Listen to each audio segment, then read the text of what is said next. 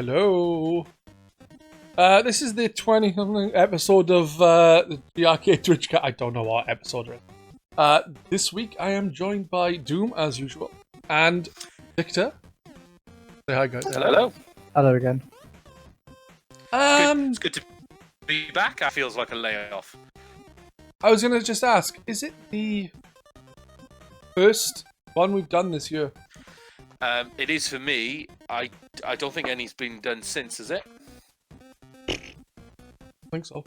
Last one I downloaded was you guys were doing a Christmas themed one. Yeah. So I think that was the last one. Yeah, it must have been done.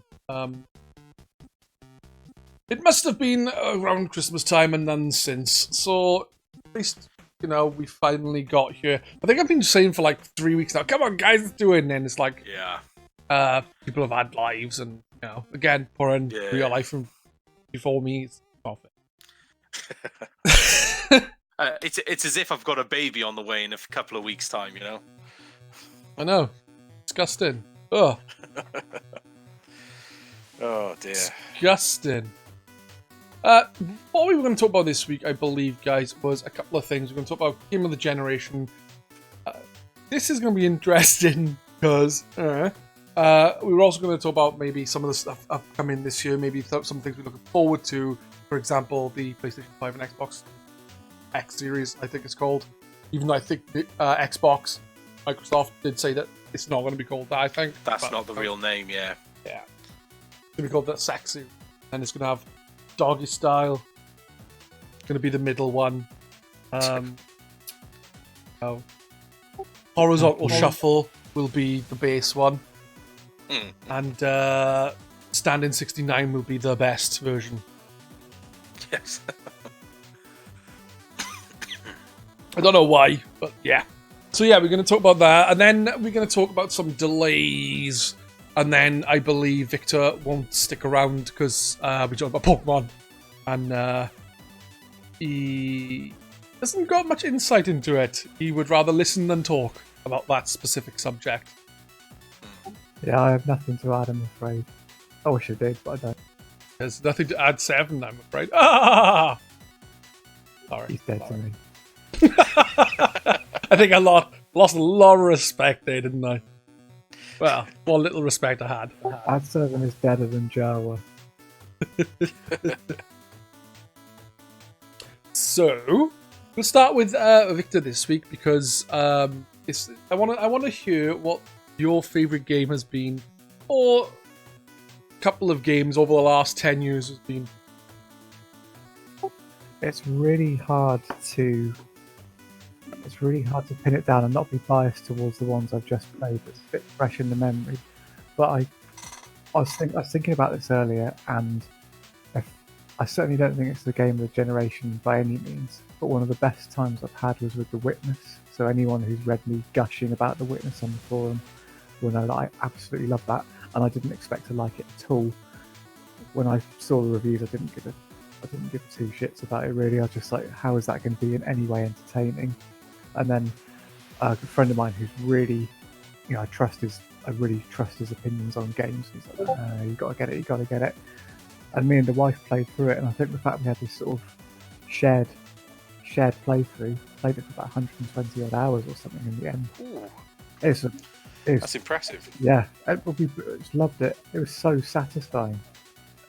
And trying to convey that to people who haven't played it, why it would be so good, it's really difficult. But yeah, that sticks out to me as being a standout gaming moment for me. I have played The Witness, and I don't like it very much. Don't hate. Fair enough. No. I didn't get on with it. I haven't played it. I'm gonna go because of the kind of the level of, you know, when someone's clearly got like a level of passion for a game, like it intrigues me. So because of that, because you've kind of portrayed that, and you've clearly got some. There's a real passion there for this game, and you've clearly really enjoyed it.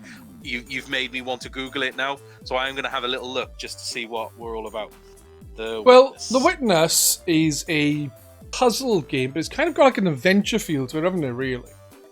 Yeah, it's if you're just going to look at pictures of it, all you're going to see are what looks like little children's line maze Fucking puzzles. And you're going to think, as I did, Hmm. what a load of crap, and how is that in any way? It's just a load of line puzzles, but it's it almost does. I did a talk because I'm a graphic designer. For those who don't see me ranting about it on the forum, we had to do a talk at work to present what it is we do to the company and sort of educate other people what you do and don't do.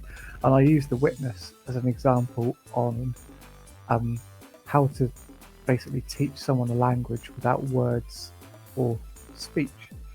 And what it basically does is there's different ways of completing puzzles, but it teaches you through.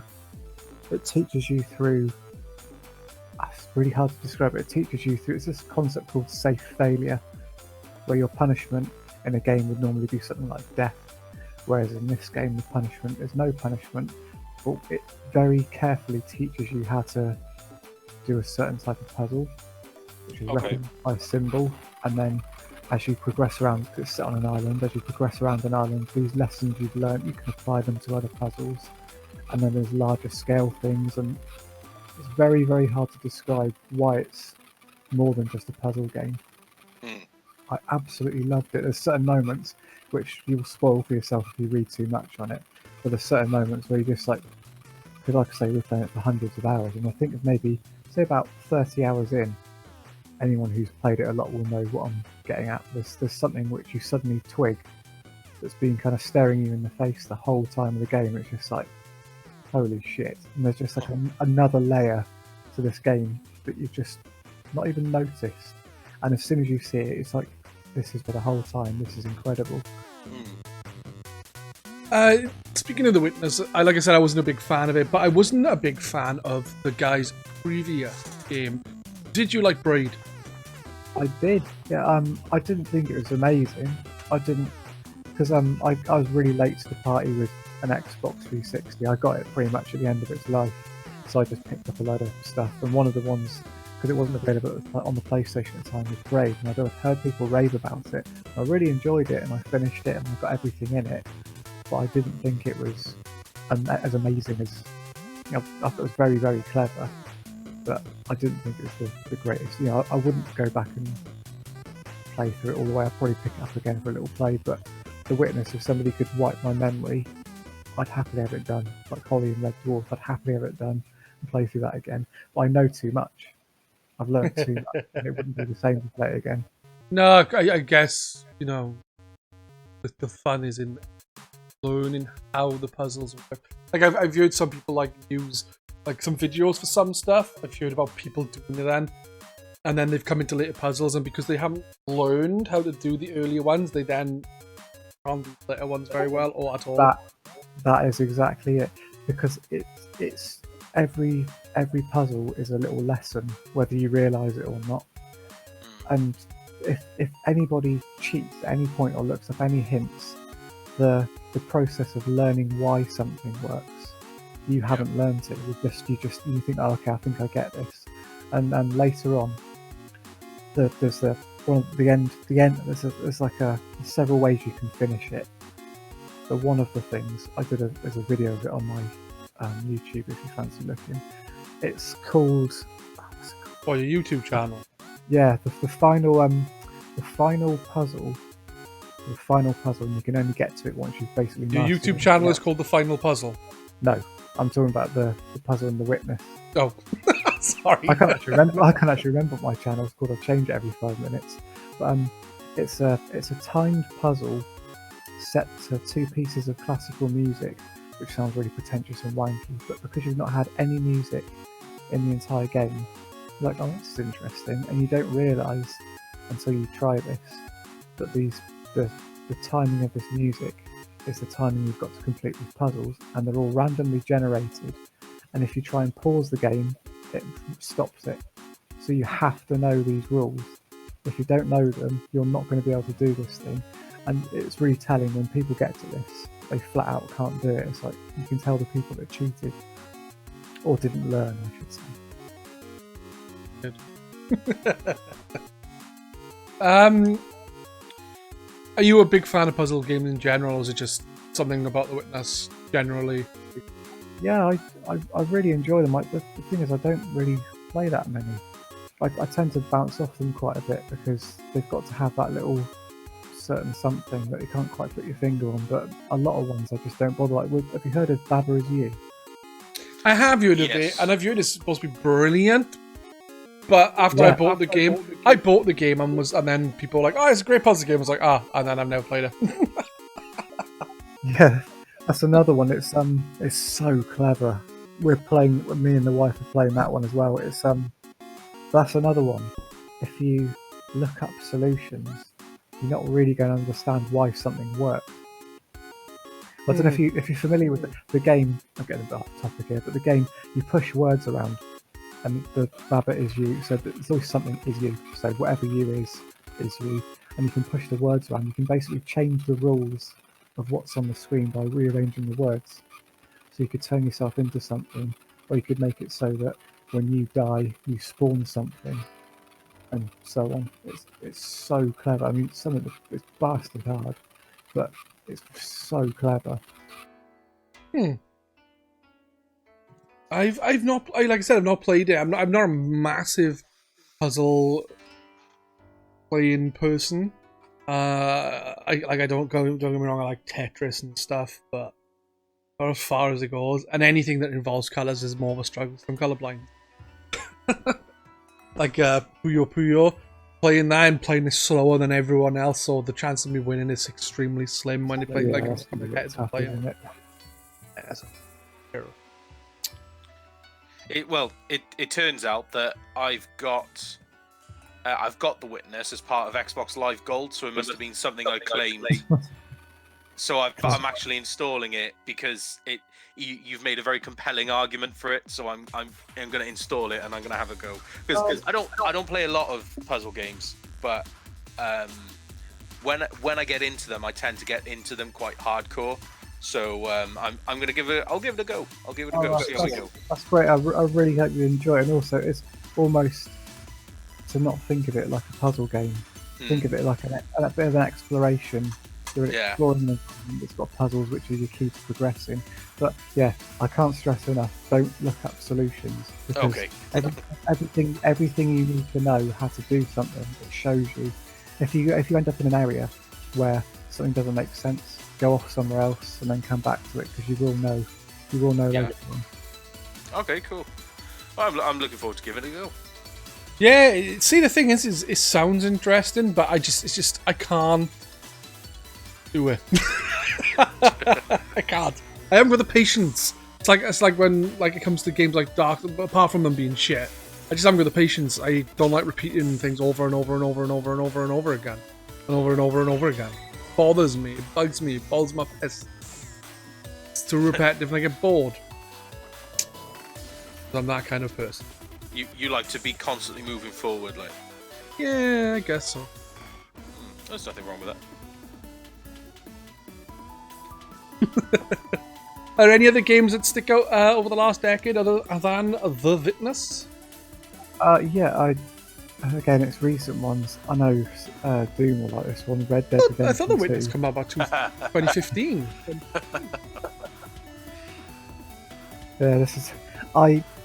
It was one my wife. I bought it for my wife. She loved the other one, and she was playing it to death, and she finished it all. And then I'll have a go on it now.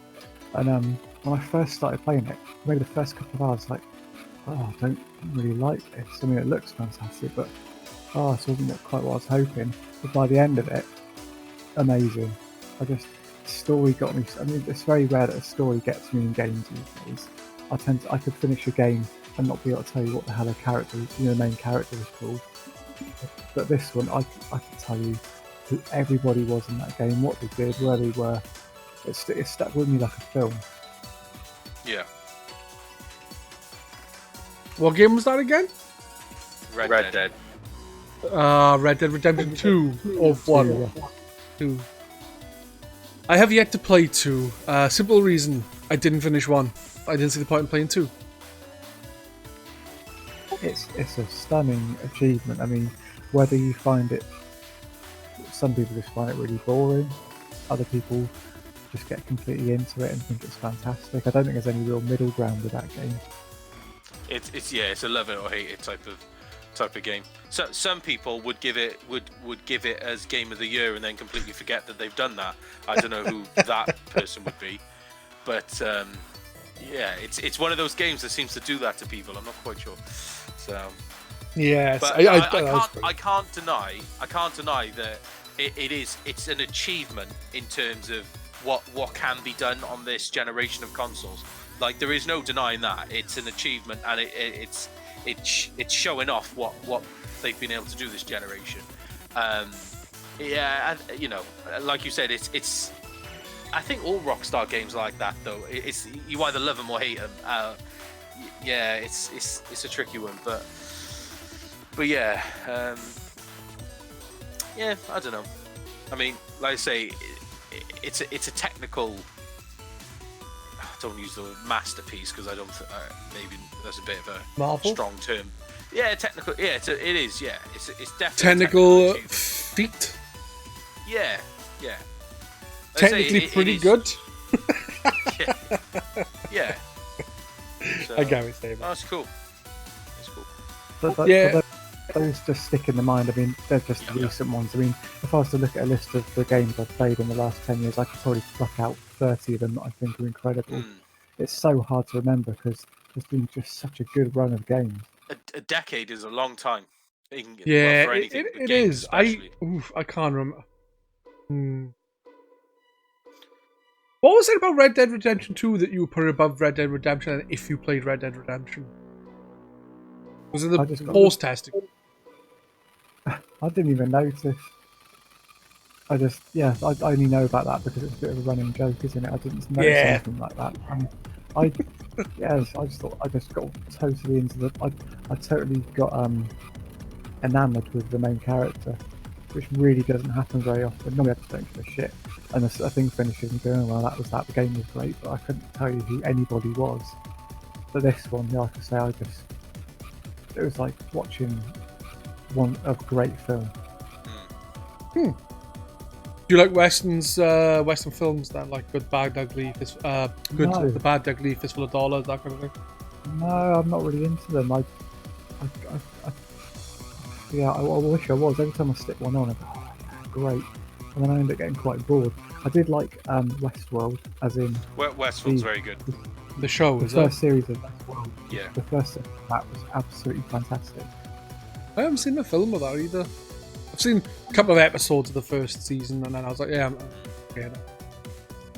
It's very good. I've quite recently got into like westerns. It's something that I've never really like. My idea of a western up until maybe a year or so ago kept taking me back to like the 60s and the 70s versions, like, and you know, that's fine and all, but recently in the last year I've seen a few modern westerns and they've been very, very good. In fact, the one that sticks in my mind, and it's one of those that I don't think I'd put it in like a top 5 favorite films of all time, but it's one of those films that sticks in my mind because of how much I enjoyed it, and that's what's it called? It's called Hostiles, and yeah, like modern Western type, really good, really enjoyable. I think I've seen that. Who was in it? What's his name? Christian Bale was the main character in it. I couldn't tell you the other ones. Yeah. I'm the goddamn Batman! It's interesting how, because of Red Dead, though, I've got more of an interest in them. Yeah. In fact, ironically, watching Hostiles has got me more interested in playing Red Dead again. Like, I haven't yet though, but it's sparked my interest into playing it again and putting some more time into it. Whether or not it will happen is a different matter, but yes. What about you guys then? So what would stand out for you? Doom will go first. Again, yeah, I totally get what you mean. It's very easy to pick games that you've just played. For me, the game that is not very surprising to most people who've jumped on, who've watched any previous episode of these, but I really think, listened, yeah. I really think Sea of Thieves has it. If I take the game I probably enjoyed the most in the last 10 years, as in what I've had the most fun on, it's probably Sea of Thieves. It's definitely up there with the most amount of time I've ever put into a game, I'd say. And again, I just think, it's one of those games. We're not talking about gameplay as such, because obviously it's a divisive game in terms of it rubbed people up the wrong way, I think, when it first came out, and people were calling it hollow and shallow, and it never seemed to bother me though. I just loved it. But again, if you just take it as what they've been able to do with these systems, it's an absolutely it's for me, I think it's definitely one of the prettiest games you're gonna get on this generation, in terms of just how good everything looks. The aesthetic in general, but just how polished it looks, and that alone is enough to really absorb you. Like, sometimes I'd be in the middle of doing something, and you just happen to look out in a direction, and you just catch like the sunset, and like maybe there's like a few islands up ahead and whatever. But it's one of those games that not many games can do it for me. But you like, there are times where I literally just stop what I'm doing just to admire the scenery, like just to sit there and admire a sunrise or a sunset and watch how it's like glistening off the water, and how, do you know what I mean? It's like I don't do that very often with games, but this one I will literally sit there and just be like, you know what, I'm having a nice time, yeah. Again, the game I dread to think how many hours I've put into that game. 21. Well, I definitely know I've done a minimum of 24 hours. But the thing is, if you look on... Was that, sorry, one? I was just saying, I really like sort of how passionate you are about that game, because like, I know from looking at your stream that you're so into it. Like, I'm always incredibly envious of people that have a particular game that they'll play for years, just keep going and going and going and going. I mean, I'd love to have something like that, say like Pokémon or something, for example. Yeah. I just love it, and I just keep going. So I tend to sort of play something for a long time, burn out on it, and then never go back again. So the fact that you could I'm willing to bet you could probably play that for another 5 years. And I probably will, because it'll be backwards compatible, and Rare have already said that they're supporting the game into the next generation, so they'll be porting it over to the next consoles and continuing on with their support for the game. So yeah, I'm all in on that game. I go through breaks. Like, I haven't really, since that 24-hour stream, I've played it bits here and there, but I've kind of I've moved on to other things. But undoubtedly, it will come back around. I'll get back into it, and then that's all I'll play for another like 2 or 3 months again. It's a game that will never go away for me. Just like I say, I can't say that particular game is a game of the decade or whatever, but definitely if I'm talking about games that I've been passionate about, it's the game I'm probably most passionate about in the last 10 years, I'd say. With ease. I'm trying to think of other games.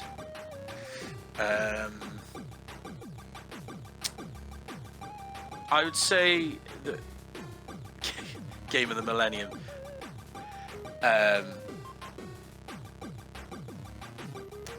I'd say another game that I remember having a huge amount of fun on, being very invested in it. it's very invested into it in terms of like it actually got to the point where I started taking it as a playing it competitively, and to the point where like I was in and out of clans, and we were getting competitive teams together, and I ended up setting up my own clan, and we actually got relatively successful for a starter. Was Battlefield 3 for like 360. Yeah, you know, again, a lot of time spent on it, but that game with Sea of Thieves, it's become like a passion. You know, I'll play it out of passion. Where Battlefield became competitive. You know, and I enjoyed it. Clearly, you know, I put a lot of time into it and a lot of effort, but I wasn't playing it out of passion. I was playing because I was good at it, and we were good at it as a group, and we kind of, the game was taken more seriously, so the passion doesn't quite come out in the same way, if you know what I mean.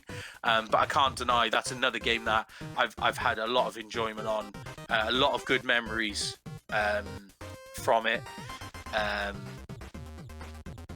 and yeah, you know, it kind of reinvigorated the first person shooter thing for me, properly, I'd say. But yeah, so, and you know, smattered in between are obviously there's plenty of other games. You know, I've enjoyed every Pokemon game that has come out in the last 10 years. But yeah, I'd say if I have to choose one that has stuck out the most in the last 10 years, I'd say Sea of Thieves for sure. I'm not going to say game of the decade or whatever, but I'm going to say that's the game that I've had the most enjoyment on and sticks out more than anything. Put it this way: the second that you say game of the decade, first game that came to mind out of that thought process was Sea of Thieves. So that's fair enough. Yeah. So if you enjoyed it the most, then it's your game of the decade. I'm not saying we're obviously not trying to say that what we think is what everyone else should think. No, unless it's me, everyone should think what I think. Because I'm never wrong, honest. Any other games that we stand out then, apart from the ones you mentioned then? No. Not off the top of my head. No. You know, if you're talking about longevity, I think, and this, you know, you can't deny, funny enough, we said it off chat, off stream, that Skyrim would probably have a shout, because it just will not die. It just keeps going. One second.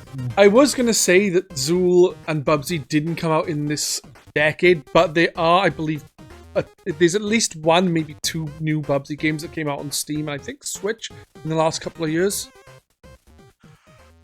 That is no lie. There is at least one new Bubsy game that came out in the last couple of years. Don't believe me? Check fucking Google. There's probably just think. I always say this: when you see something really shit on TV, like some awful program, or hear some awful music on the radio, you just think somebody somewhere, this is their favourite thing. Yeah. You just think somebody, their favourite game is Bubsy. Just tell you what, I'm not even kidding. I do that. I did that the first time I was introduced to Strokemon. I thought to myself, someone this is their favourite thing. Do you know what I mean? And it's amusing just thinking that. It is pretty great, actually. Go on, Pedz. For me, I don't know. Like, if you're talking about like amount of hours I've put into a game since Rocket League has come out, I know I've streamed that for over 400 hours. I've put in over 500 hours into the Steam version alone, and I've also played it on PS4 for a while before that. And I played it a little bit on Switch and Xbox One. So that's probably up there for contender in the sense of I've played about 600 hours or more of it. Is it the most fun I've had in the game? No, probably not. I mean, that's a great game though, isn't it? But yeah, it depends on the kind of crowd you get to play with it. Like, if I was to play it, I probably wouldn't be playing it much multiplayer, and it would rely heavily on the people that are able to play it with me, whereas you're very much playing it online. I'm taking it. Yeah, I played online with. I was playing it online with like Matt, Jeff, Doom, Jasm, Xantham, various people, but it'd only be with like a group of us who enjoyed playing the game together. It wouldn't be. It wouldn't. I wouldn't play with random people. It'd only be with people who enjoy playing the game. And none of us really took it. Well, most of us never took it too seriously. Like we'd have a laugh more than anything. It was just kind of like a backdrop for having a joke and a bit of fun. So, you know, Rocket League is kind of a game that's great for that. Another game that is good for just chilling out to and playing a game whilst having a laugh is it's not anywhere near Game of the Decade. Still in early access and has been for 12 years. Not that long. Is Golf with Your Friends. It's another game where you just chill and just hit a fucking ball around. What's wrong with that? Absolutely nothing. I'm trying to think, because like Doom was my game of the year for 2016. I fucking loved Doom. Mario Galaxy 2 is up there, definitely for Game of the Decade as well, because I adore Galaxy and Galaxy. I think Galaxy came out in 2009. Yeah, it's older than you think. Whereas Galaxy 2, I think, came out in 2010 or 11. Something I can't remember exactly. I am not Wikipedia. Galaxy 1 was 2007, according to Jenny. Jenny Well. I think one game I played recently, which I would actually consider to be a very highly rated game for me this year, was Night in the Woods. It's a indie game, it is, and it is awesome. The entire game, I was just enamored with all the characters and the storyline. It tackles so many different issues about life as an adult, but it's also extremely funny and well written and an enjoy to play. Like, so, you know. I've heard the name, but I don't know. I'll have a look now. Was that a Night in the Woods? Night in the Woods, yeah. It's really good. I played it not long ago. There's even I haven't done the review. I just got to edit the footage together and put it up. Yeah. But yeah, I really enjoyed that. But to be honest, Game of the Decade, because I've played so many games over the last 10 years, there's like some of them I would rate as top fucking games ever that I love more than most other games, like Xenoblade Chronicles. But some of these games I haven't finished, and I would still rate them higher than many other games. So when you're looking at games I haven't finished versus games I have finished versus which ones I've liked the most, I don't know, because over the last 10 years I've probably played like, I don't know, a ridiculous amount of games. It's just I haven't finished a lot of them. I think I was looking at my stream list, and I think I've finished in 4 years 98 games while streaming. That's in 4 years. So, including the stuff I have finished offline, for example, Spark the Electric Jester is one. Ori and the Blind Forest I finished offline. There's plenty of games. So there's plenty of games that I haven't streamed, which would add to that finish amount, as well as games I haven't finished, which I absolutely adore. I genuinely couldn't pinpoint one game. Honestly, couldn't. So it's like I've got some games on my shelf next to me here. It's like Drive Club's on there. Oh, it's good. I loved. I'm not a massive. Unlike you love racing games, right? I don't love racing games. But every Sunday when there was, when I could, I would make sure I was there for Drive Club Sundays. At 9 o'clock, I'd be there because it was just great fun. Like, and I was always win, and you know. It makes it funny, like, because I can't stand online because it's just generally, in my experience, it's just not fun for me. But that one, there were those of us who were really good at it, and there were those who were not so good at it. But everybody could play it. Everybody could have fun. It was very rare you'd have a race to think that was shit. You know, somebody would be in the mix with somebody. I won a few games, to be fair. Not often, but I did win a few races. Like 3 or 4. I think I started to improve on that game, but it used to be between you, Chalky, and Herbie, maybe? Yeah. Eugene? Yeah, it was us three mainly. Yeah, I don't know. It was just like a certain few people who was just like, they may as well just play on their own while the rest of us play over here in the kiddie pool. The funny thing was as well, it's like I'd be sat there with all my racing set up like this is serious business, let's go. And then you just know that you guys, most of you are just sitting there with pads, just pissing about. And especially when I wouldn't win, you just think like all the gear, no idea, looking like a complete splat. I forgot you had all the gear, like wheel, nice comfort chair, proper shit, like. Yeah, and you're playing with pads and beating me. Yeah, well, like I say, I'm just skillful. Moving a stick. Oh, while we're on the subject of Drive Club, remember that goes away forever at the end of March. So we need to organise a proper send-off for it. Yeah, definitely. Maybe we should do a Twitchcast whilst playing it. Right. It'll be the final, the farewell to Drive Club. We'll tweet some of the devs and try and get them to come on and play with us. Yeah, that'd be cool. It's a shame that went the way it did, because I would much rather play Drive Club over GT, personally. Also, they really, like, that game came out and it was a bit fucked. But what they did with that game, they worked wonders with it, and by the end of it, it was fucking phenomenal. Like. Yeah, it was so good. But yeah, so I would put that in my bunch. It's reasonably old, that game now, and I could put it on now quite happily and play it all night. So got to be saying something about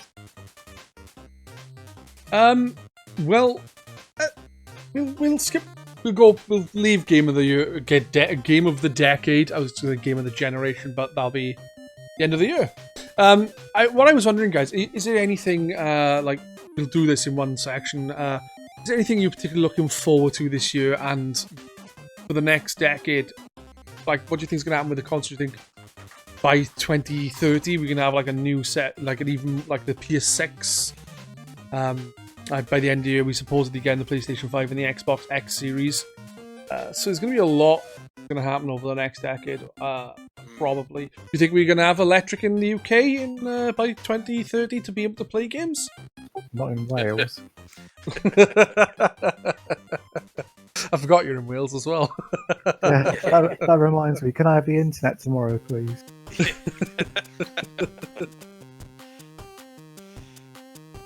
So I'll ask Doom at this time. What is it you were looking forward to by the end of the year? By the end of this year. Mm-hmm. Yeah, I mean, obviously, it's always an exciting time with a new generation about to come out. So yeah, I obviously looking forward to that. It's gonna be interesting to see what the jump's gonna be like this time, because when this generation came out, it was cool, but I didn't really see what there wasn't a huge amount of difference, That at first I was, you looking at the games and but then after 7 or 8 years or however long this generation's been out for, when you go back and look at a 360 game, that's when you see it. You realise, actually, there's quite a big difference. Yeah, so I remember my brother-in-law saying something similar last year, or maybe the beginning of this gen. He was like, straight away was like, it's alright, it's a little bit better. Then he looked back and he's like, no, you can see the difference when you look back more than when you're looking forward, if that makes sense. Yeah. So yeah, I agree with you there as well. The biggest notice is look back. Yeah. So like I say, it's an exciting time with a new generation literally just about to come out. But for this year, I'm if we're talking about singular games, then I'm looking forward to looking forward to what they're doing with Pokemon this year with the expansion pass. Looking forward to Animal Crossing. I think I'm gonna going to get a lot of enjoyment out of that game this year. And like I say, the new generation and what comes with that. I mean, kind of we'll have to see how that works out. But yeah, I think obviously as this year goes on, there'll be much more of a push towards streaming games as well. I think Stadia needs to up their game this year. I'm gonna say it now. I think I said it the last time we talked about it, but I reckon Amazon are going to get involved with the game streaming service, and I think they're going to get involved this year. And I think they're going to, honestly, I'm going to put my money on it that they're going to blow the competition out the water, especially because they've got, you know, they could just do like instant like Twitch linking. Do you know what I mean? Like they could do what Stadia are going to do with YouTube, but they can do it for Twitch. And I just think I think Amazon are going to join the game stream service market, and I think they're going to blow everyone out the water. That's just a personal thing. So yeah, I think we're going to see a lot of push towards that. Obviously, the technology is going to get better this year to allow us to be more free when it comes to the game streaming, and yeah, you know, I think I'm just looking forward to see what this next generation brings. So yeah, that's kind of what I'm looking forward to this year. 1 second. General said he wants to know why everyone's biggest disappointment of the generation last gen, of the decade last year, or worst game. I'll just say outright now, Dark Souls series. Don't like them. They can go get fucked. If Dark Souls was never birthed, I would be a happier person right now. I don't think I'm trying to think. Still alive? No, you're not invisible. We tend to talk sometimes to the people viewing because we're trying to keep it as a podcast as well. It's kind of like a talk. You'll see.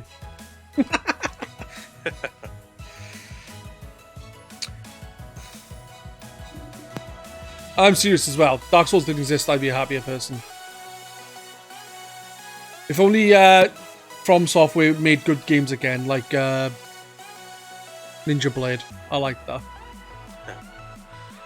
I'm trying to think. I don't think I've had a game in particular that I could kind of call out as being like the most disappointing. For the last 10 years. No. Anything very disappointing? I tend to only buy stuff that I know is good. If you get me, I don't tend to pre-order now. I just wait until I know something's good. But I know one of my mates, Aliens, was it Colonial Marines? Yeah. Oh fucking hell! I forgot about that game. I know he was absolutely crushed by that because he's a proper Alien, like die-hard Alien fan. And he was like, I remember him just going, I can't believe you've not heard of this game. I'll wait till you see it. It's going to be fucking incredible. It's canon. It's just you wait. And then when he got it, and it's like, oh, how is it then? He's just like, it's so shit. Because I just cannot get over how bad it is. He was so gutted. Still alive. I know they made other games, but I can't say how good or bad they are as I've never played them. So for me to mention them would be stupid.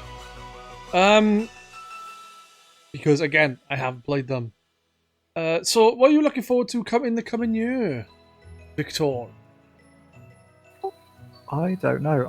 I'm quite funny. I don't tend to really keep up with, considering how many games I play, I don't tend to really keep up with what's coming out because I don't want to know almost. I want something to just arrive. Like that Jedi Fallen Order. It just kind of arrived and thought, oh, that looks pretty cool. So I tend to not really get annoyed when things get delayed or spend too long looking at what's coming up. So, I mean, obviously be keen to see what the new consoles bring, but I'm not in any hurry to get a new one. I've got enough gaming stuff to keep me going for a long time yet. What about over the next decade then? What do you think is going to happen? Do you think Amazon are going to come in and wipe the floor with everyone like Doom does? They just sort their fucking app out first. I don't know if you've used the Amazon Prime video. It's not good. Oh, can you imagine looking for games through that? Fucking hell. But yeah, why are there 16 different versions of the same thing on the homepage? And why do none of them link to the high res version? Hey, you want to watch a film in 360p or 4K? Well, you need to find the exact fucking file somewhere in this list of 5,000 different versions of the same episode. I know what you're saying. I can see if streaming becomes another arm of consoles. So I can see streaming not replacing consoles, but being a part of them. You know, they've all got streaming. I can see the streaming part of consoles being put into other hardware. So I could see a new TV, for example, say the new Samsung range of TVs that come out in 5 years, all having PlayStation compatibility. Yeah. Well, they had that with PlayStation. Sony TVs came out with Vita TV built in, and then they got rid of it from them. Well, my Samsung TV, it's only an app, but it's got Steam Link built into it. Oh, that's cool. So I stream. I mean, it runs through an app, but it runs it's hardware level compatibility. So I just plug my 360 wireless dongle thing into the back of the telly to run the app, and I can just stream a PC on it. So it's not a stretch to imagine a PlayStation app or a Xbox app, for example. Yeah. Just being able to run that side of it through your telly. Yeah. The thing is I know this is kind of a bit off topic, but one of the rumors recently is that that Sony are going to be starting to put their games on PC. So for someone who just really wants a fucking awesome PC, they're going to get the best of the Xbox stuff, the Sony stuff, PC stuff in general, and then all you need is the Nintendo console on the side. You don't need the consoles after you've got a PC. If the rumors turn out to be true. Well, I can imagine it being like a PlayStation certified build. I don't know. They can market it that way or something, or Xbox certified. Yeah, like say Dell started doing Alienware stuff, and it's PlayStation certified, for example, and you could have it. I can see it all. The borders being blurred between console and PC now. For example, I haven't bought an Xbox One because I can get the games on my PC, but I haven't bought any. So it's good. I've got the best of no worlds. I could have the games, but I don't buy them. But I would have bought an Xbox to play the games. Thing is, though, if you think about it this way, if you've got a good PC, you just get PlayStation, and obviously you've got Xbox Game Pass and PlayStation Now, and then they all end up on PC anyway. What's the need of the consoles? Well, yeah, it's people will still buy them. People are always going to buy them, but it's for the people. There'll be a certain market will want that sort of stuff.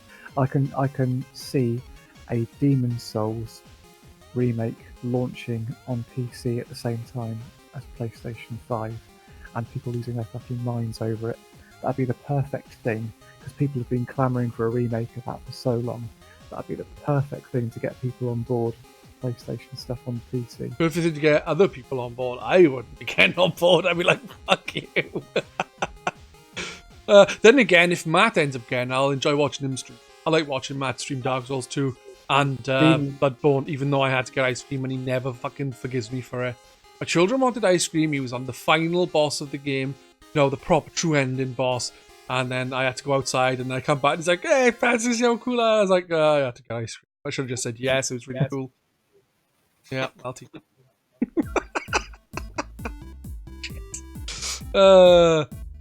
Yeah, I think if Demon's Souls, if Sony did go down the route the next couple of years, within this decade of going, hey guys, we're starting to release our first party games or exclusives on the PC as well. And they turned around and said Demon's Souls is being remastered by Blue Point. Is that what they call it? Blue Point? Yeah, by Blue Point, and it's going to come to PC as well. I think people would be walking around with an erection for weeks. Yeah, people would lose their fucking minds over it, because yeah, that'd be the perfect thing to get people on board with it. Likewise, I know you don't like it, but if you had Gran Turismo, for example, because there's Forza on the PC, so for example, you could have Gran Turismo come across, which would look incredible even if it bored you to tears. Yeah, you'd have Gran Turismo, Forza, and Forza Horizon on there as well. Which obviously I prefer Horizon to the normal one. It's fun. But yeah, Bloodborne, that came to PC as well. People would be because I think I prefer before I played a Bloodborne in general, and then Gaza came along and called my fun. The first boss. Great game.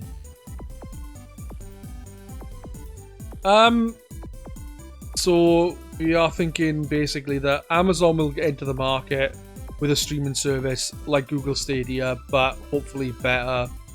They improve the interface and don't use Prime videos. We also are hoping that the Xbox X Series and the PlayStation 5 do come out this year, and they ain't delayed. Think they're gonna get delayed? Did you know? There's a bit of insider that the Xbox One launch was actually brought forward. Yeah. Secretly, yeah. Was that to make sure it comes out by the same time as the PS4? Yeah, it was. Yeah. They can't afford it. It wasn't supposed to come out when it did, and it's actually like there's little things in it which are unfinished, like the controllers, the original ones. When you take the way the batteries are held in, it's the sort of stuff that wouldn't have made it through if it actually been properly. Yeah, it's interesting though, and that's what happens when you rush stuff because it's a fucking disaster. That's the thing as well, isn't it? Am I right in saying the PlayStation 3 came out later than the 360? And oh yeah, and it had a hard time catching up. Eventually, did towards its end, but throughout it was always playing catch up. And you've got to release at the same time as your competitor in this market. The only company that can afford not to do that is Nintendo, because Nintendo just fuck off and do their own thing, you know. I don't know. They fucking didn't. They did that with Wii U and it bit them on the arse. I think they were even diving into their special secret money, weren't they? Yeah, but then they did the Switch. They released the Switch in like March, which is unheard of for a games console to come out at that kind of time of year. And it just, well, look at it now. Well, the GameCube came out in March. Oh yeah, I mean, you know, if you're talking. Thing is, though, the Switch, technically speaking, is like next gen. Yeah, where do the Nintendo consoles stand when it comes to generations? They fucked their money. They've got their own thing going on, really, haven't they? It's difficult to tell. It's weird because obviously the generation is about, you know, when a new console is released, it's like a higher bit it would have been back in the day, but whatever now. Probably got teraflopages and whatever. Yeah. Switch transcends generation. Because I'm asked about delays because I was going to talk about Sony not attending E3 next, but because I mentioned delays of the console stuff, and then Victor kindly mentioned the Xbox One being brought forward. There's been a couple of delays announced recently. Cyberpunk, Final Fantasy VII was one. Doom fairly recently was announced it's been pushed back to March. I think it was last year that was said. But what are your thoughts on delays in general? Because obviously, my view is if the game really needs it, then that's all good. But if you delay a game by, say, 6 months and then it still comes out and it plays like Black Tiger, then what was the point? Yeah, I'm more than happy for them to delay a game. You know, at the end of the day, if it means the game's going to come out and it's if it's right, if it means it's right when it comes out, then that's the main thing, you know. It's obviously always disappointing, and you get excited for a game to come out, but at the end of the day, would you rather play a game that's kind of half finished and not quite right, or would you rather wait and get the full experience when it comes out, you know? I think that is the issue. It's like when you hear about delays, it's very disappointing a lot of the times. And it's like, oh, great, now I've got to wait for this game I've really enjoyed. Like, Animal Crossing was pushed back. And I was really looking forward to that, but at the same time, when it's was like... that meant to be out? Maybe about November, I think? Yeah. November, I think it was. Don't quote me on that, but I think it was November. But it's like, you're all like, yeah, cool, this is going to happen, I'm going to get my game. And then it's delayed. So you're disappointed because obviously the game is delayed. Yeah. And then you hear like, oh, it's January's like they need to improve something and so on. And I suppose it's not so bad, but a lot of the time, like I'm sure you hear about games ready and they just hold it. But I'm sure they did the same for Rayman Legends on the Wii U. It was made for the Wii U. Then they realized the Wii U was doing shit quite early on. So then they delayed the game until ports were ready for the Xbox One and PS4. So it was delayed like 6 months, a year, something like that. Just because it was completely finished. So it's a right bastard trick, isn't it? Like, I'm pretty sure there was actually people from Ubisoft protesting outside, like, give us our game! Release our game! Kind of thing. But yeah, they were like, nah, we want our monies. Wait. Yeah. So I think there are certain games that can't afford delays. So there's always that theory with the Pokemon Sword and Shield, for instance. A lot of people complain about the amount of Pokemon were in it, and the developers came out and said, look, we didn't have time to put them all in because of the amount of extra, like we have to build the new models for them all, etc. And then there was that talk of, well, if the game was pushed back, maybe they could put more Pokemon in.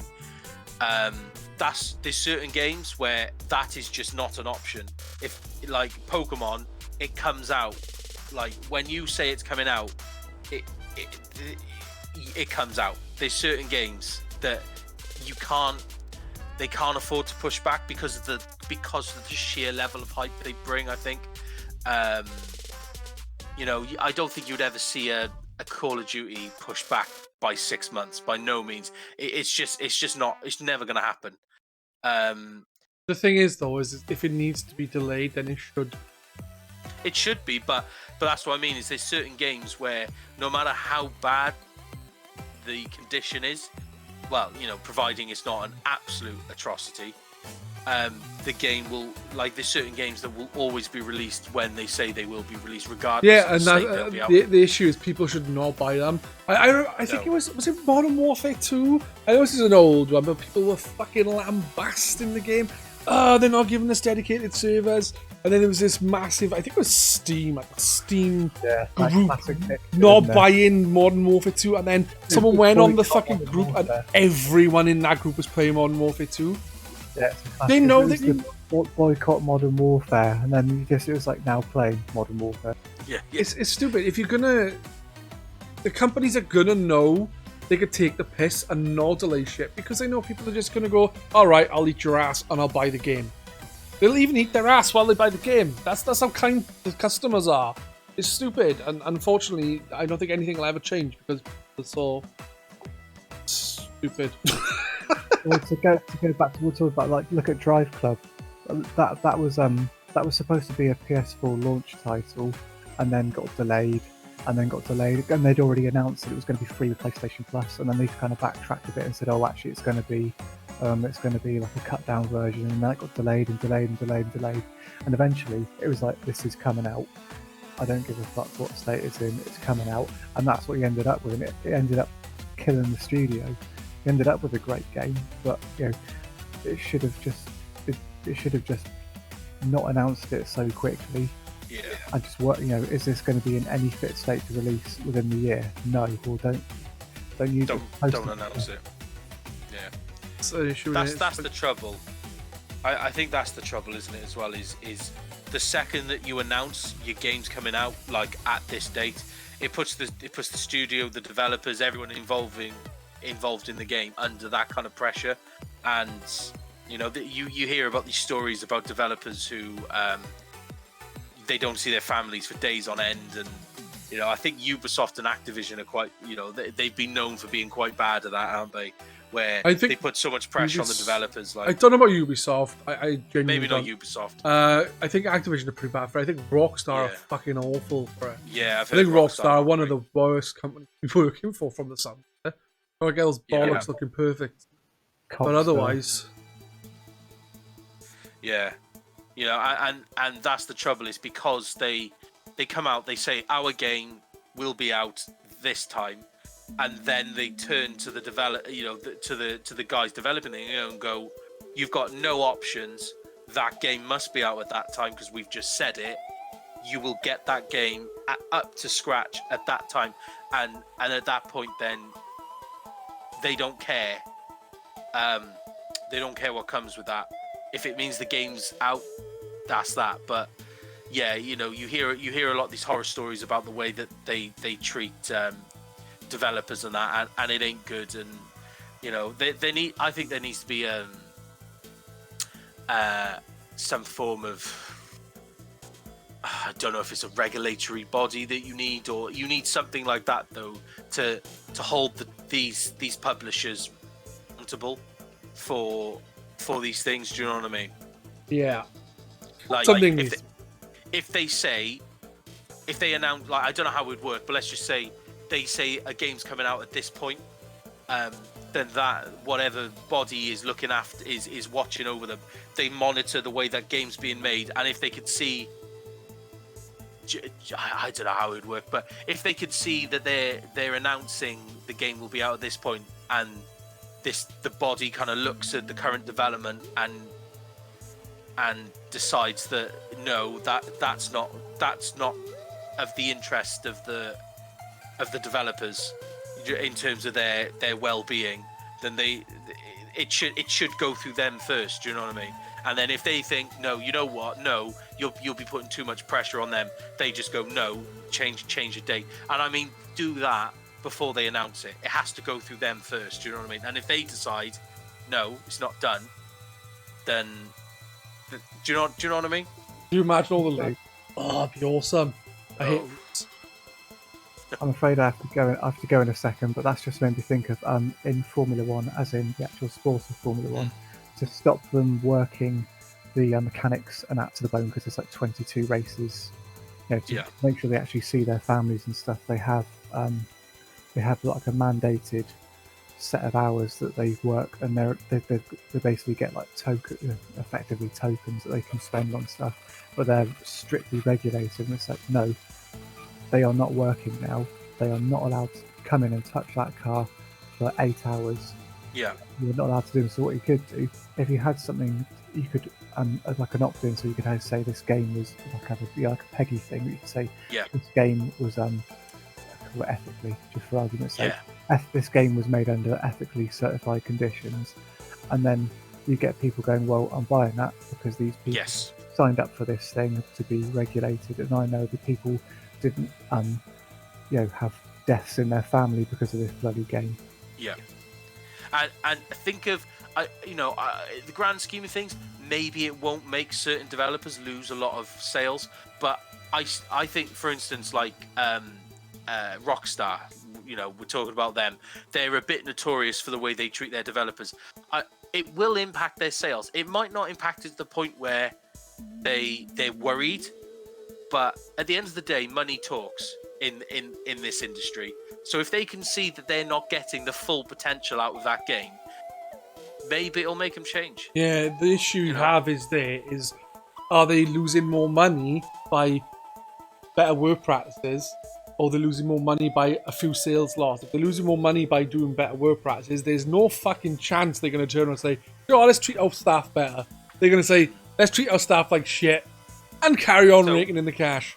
So maybe, like, I don't know how it would work, but maybe it needs to be a mandatory thing then in that case. So everyone has to abide by it. That is that. You are now playing by the problem you've got is so many of these companies are in different parts of the world. Yeah.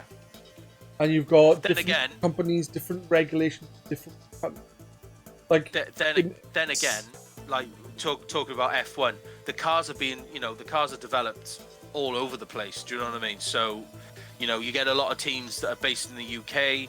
you get teams based in Germany. They're based all over the place, and they're all working under the same regulations. So it's possible. It is. Oh no, I know that. I think it's a bit different though when you compare Formula One to gaming, because there's a lot of different businesses, and I know it is again with Formula One getting involved, I guess. But it's a very specific tournament where to enter that tournament you'd have to do something. It'd be like FIFA then, or something like that, where it's like you have to follow these guidelines to have your team in the FIFA World Cup, for example.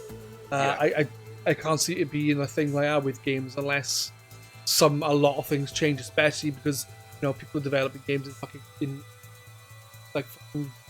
I don't know, Antarctica. I don't think anyone's developing a game in Antarctica, but you never know. The penguins could be out there. Sorry, but I've really got to go. All right. Thank you for taking part. I hope again soon, and if you like, join next week if you're available. Be nice. Cheers, everyone. Nice one. Bye bye. Bye. But I think I don't know if how they would do it. It's just a theoretical thing, but I think there should be a mandatory thing that if you want to release a game to the public, then you must, I don't know how it would work in terms of maybe you've got to you could turn around and say, well, what about developers that only have they are their own developer in terms of it's one person, for instance. I think it's different though with that because they're not employing someone; they do it out with their own backs. I think if the team's bigger than, I don't know, you've got more than 5 people, you employ more than 5 people, you have to register with a certain. Yeah. The thing is so many industries, not just the gaming industry, needs to change, and I don't think anything will happen because it's the world we live in. Money and power is all that we care about nowadays, which is why the world is going to be fucked in 20. So there you go. Yes. So I don't know. Delays, like I said, back on the original thing. Delays can be very beneficial, and while it's disappointing to get 1 or 2 plays on your game, sometimes more. If the game comes out and it is better than expected or as good as expected, then the delay was worth it.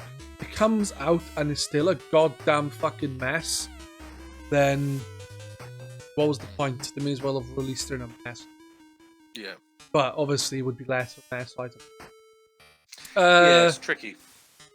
But guys, we're going to be moving on to discussion about Smash Brothers and Pokemon.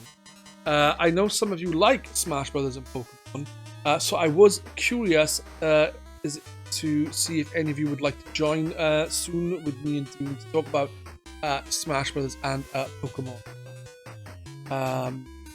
It is up to you. There's space for more if you want to join. But before anyone does join, if they do want to join, Sony not being at E3 again this Doom.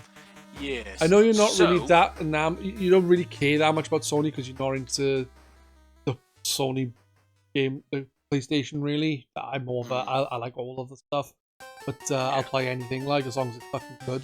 But because you don't have a PlayStation console, you're not really that bothered by the stuff. Like when you've watched the Sony directs, basically you've been like, nothing. But what's your thoughts on this then? Because this is again, Nintendo have dropped out and just do directs. Sony of leaving. Thoughts on Sony not being there and E3 in general? I think E3 in its current state is on its way out. At the end of the day, I think Nintendo started it by doing their own directs. You just said E3 has to adapt exactly. Like in its current form, it's on its way out, so it has to change. Honestly, even this year. Sorry, what did they this do year. To adapt? Well. If Sony not arriving, then they could make it cheaper. But if Nintendo can just do this cheap little video and then release it on Twitch, then unless they say come here for free, we'll pay for your flight. I don't think anything's going to change there. I wouldn't know how they would adapt. You know. You barely join us and tell us how they adapt. Yeah. here's the thing as well. Microsoft are attending E3, but their actual show is going to be done in a building across the road from E3 itself. So they're there, but they're still not utilizing. Do you know what I mean? They're not utilizing E3 as a whole. Like they're going to have their demo booths there and everything, but that's it really. Like they're doing their own thing in a different building. So really, it's just Nintendo's Treehouse that will be in at the actual like E3 hall. Do you know what I mean? Yeah. And then they turn up.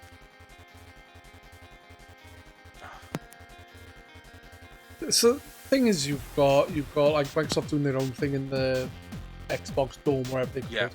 You've got Sony not there, Nintendo with the Direct. You have the Treehouse there, if it's there anymore. Yeah, it is. they changed their mind this year. Activision are there usually. Not Activision. I'm not sure about Activision. Ubisoft are usually there. EA now do their own thing just before the day before E3. And for me personally, E3 is a massive thing for me.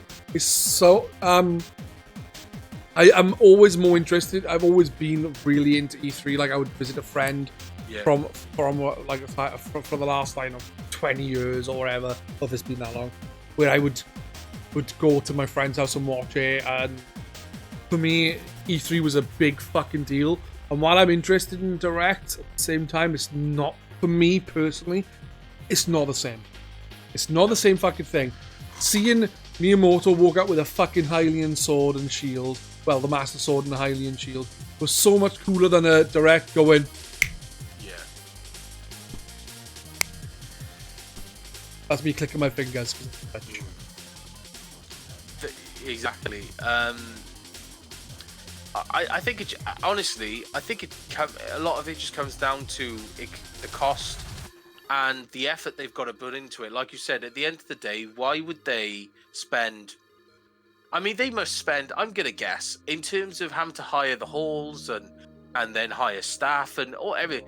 They must be spending 150,000, like a minimum.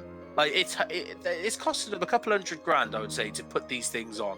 By the time you pay for the transport and everything, it's a lot of money they're spending. Or they could spend like 10 grand on a video, not even that probably, on a half-hour video, and they're done, and that is it. Like they do. 10 grand? I'll do the video for 2. Yeah. Like, do you know what I mean? It's much. It's, you know. I don't know how how E3 can adapt. I know, because the thing is with obviously the way it was before, the internet wasn't quite as it is right now, and before the internet even was very big at all, you would get information from magazines, what have you. Nowadays, you can get news at any time. You could wake up to your phone buzzing with, "Oh my fucking god, there's a new game you love!" That wouldn't happen, because my phone would never do that to me. But it could happen. But you know what I'm trying to say is because of the nature of the way news is now, is sticking to one specific time of year instead of just going, oh well, we can just release information whenever we feel like it. I don't think E3 is going to be around by the end of the decade, and if it is, it's going to be it's going to be a fucking shell of its former self. And I don't, for them to adapt, I don't know. Personally, I can't think of a way how they could. No, it's one of those things that it's not like they can go digital with it, or it's not like do you know what I mean? It's just one of those things that, thanks babes, thank you. Oh, I'm so kind, aren't I? Don't need to call me babes, not live though, people are listening. No, my wife was very kind to bring me a sandwich, so. Where's my sandwich? Mrs. Doom, can I have a sandwich? The guy, no butter. The other guys are asking for sandwiches now. She said if you were here, you would have had one. I'll be there soon. He said they're coming over.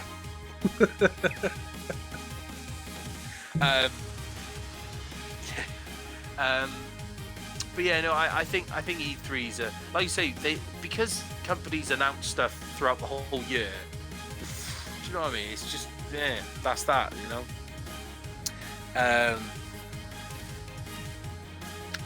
You know what? I think more people, and thing is, though, I think somebody brought it up in the chat. The leaks, like it's so, yeah, they're becoming absolutely, like last E3 was ridiculous. It was absolutely ridiculous, and companies don't want their shit getting leaked. At the end of the day, they could do it all in-house with a video, like they do, like Nintendo and Sony are doing, and the leaks are kept to an absolute minimum because it's all in-house. They don't need to worry about anything. The leaks are less, but even the direct, there's always fucking leaks. Don't get me wrong, some of the stuff is wrong, but quite a lot of it is right, which is now when it's like, hey, here's a load of leaks. I'm like, nope, and I run away and cry in the corner because I don't want to know it. Like, fair enough if someone leaks, at some point in the future, Nintendo are rumored to be doing this. I'm like, oh, that's fair enough. But when it's like, the direct tonight, in a couple of hours, these are the games that are going to be shown. It's like, thanks, like, you just ruined it for me. What's the fucking point? It kind of takes out some of that suspense, like, oh, wonder what they're going to show. And then it's like, yeah, that fucking joy you get when they reveal this really awesome fucking game. And it's kind of like, oh, well, we knew that was there. Oh, it's pretty cool, like, but we knew it was going to be there. It really just ruins, the announcements. And leakers really should have... everyone who leaks something, what should happen? They should be stabbed up the arse 1,000 times every day with a leak. Yeah. See if they'll leak games then. Yeah, that would be cruel. That would actually encourage certain people. Oh, how Welsh. In fact, I would say it's based on a conversation we had at a Twitchcast a few episodes ago.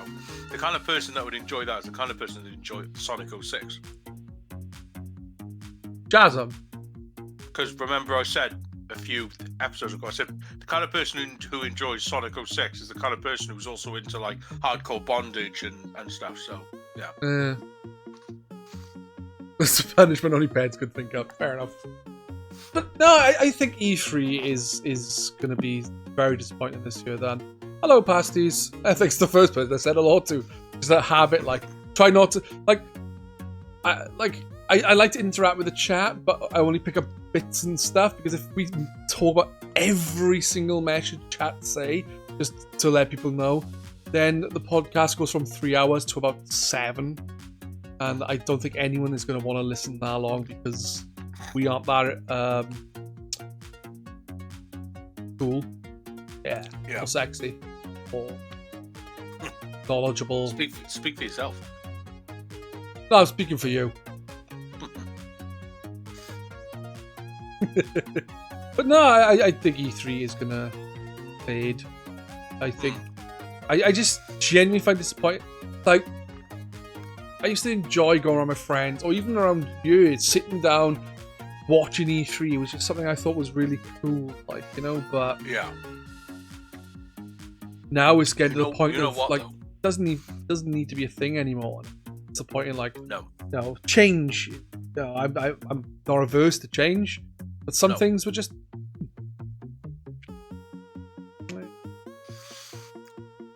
I was going to say, more people are starting to take the Game Awards more seriously now. Yeah, someone mentioned in chat as well. Gamescom. So these are things. The thing is, though, is I think with I'm not like Gamescom again. It's similar to E3 with pre-show stuff, but with the Game Awards, I genuinely think like 95% of people are there just for any announcements. Yeah, and so you're getting companies now holding things back from E3 to announce them at Game Awards instead. So or doing their own thing, like Sony are doing, Microsoft are doing, Nintendo are doing. It's so disappointing. So I just like the hype, the That all it was around E3. It was something spectacular, and now it's just like any other fucking conference, right? No, by all means, do continue with the anus leaks. No, wait, that sounds even worse. But yeah, I haven't really got much else to say about this. It's like Microsoft will be there, though I don't think they class it as E3, but they are going to be doing their like. So I wonder if, like, the thing is, supposedly both the Xbox and the PlayStation will by the holidays of 2020 this year. E3, I think, would be a good time unless they do it earlier to show some of the games, because you've got like 4 or 5 months before, say October. You got a good 4 or 5 months there to get people hyped and interested. I always thought like Sony do their live shit near October, November themselves. So it's not gonna. I think for them to build up hype, they're gonna have to do something separate to what they normally do. Yeah, and I think they will. I think Microsoft, have got the right thing this year. And going, yeah, you know, our console's coming. Games, you've got time to build up hype, so to get invested in the stuff that's coming. If Sony leave it till late, yeah, it might be TPS. I can't remember. So many of them now. It's just like, No? Yeah, it's tricky. Hard to remember the fucking names of them. Yeah. Gamer Amadeus is asking, out of interest, does anyone here intend to get a next generation console on launch? If so, which one and why? See, this is an interesting one because usually I don't get things on release, consoles wise. I usually wait a year to 18 months before I pick it up. The Switch is the exception. I got that. It came out in the March 2016, and I got it in May 2016. So, you know, that.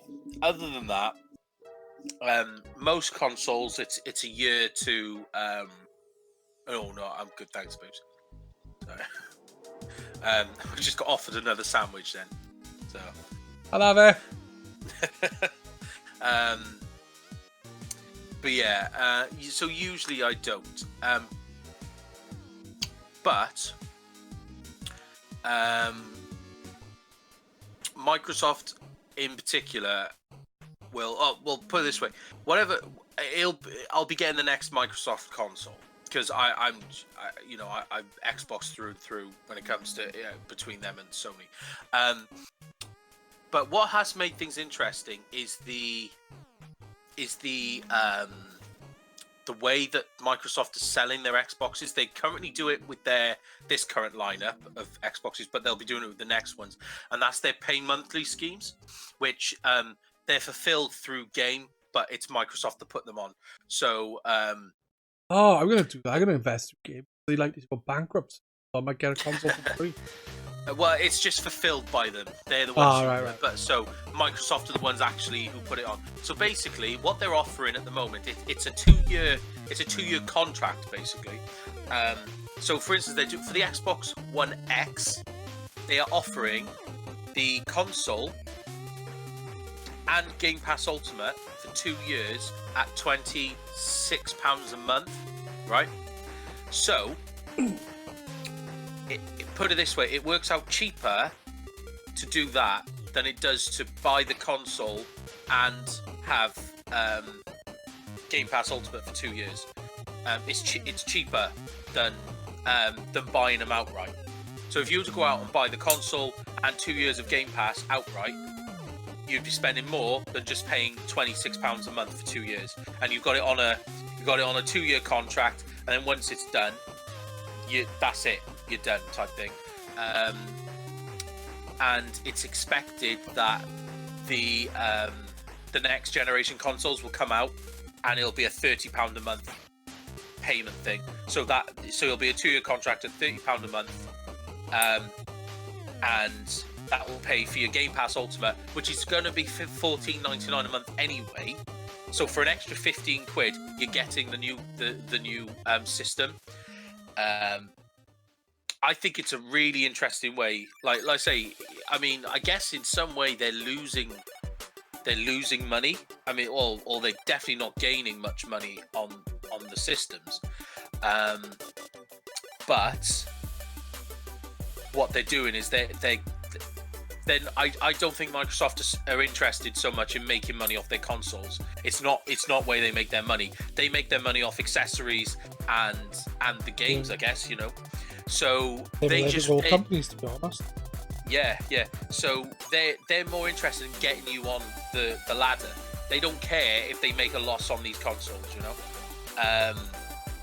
And so with that new plan, especially, you know, not that, you know, I seem to mention it all the time, but obviously I've got a daughter due in 3 weeks, 2 weeks, 3 weeks, potentially less.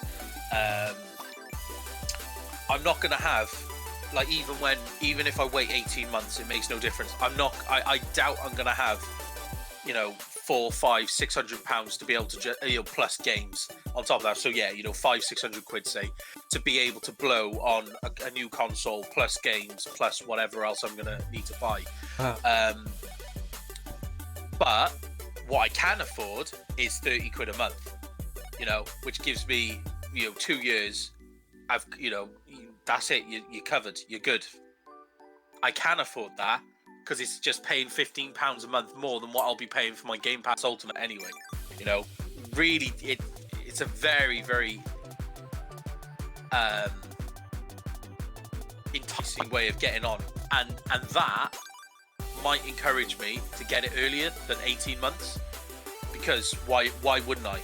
You know, I'm not losing out at all. Do you know what I mean? Yes.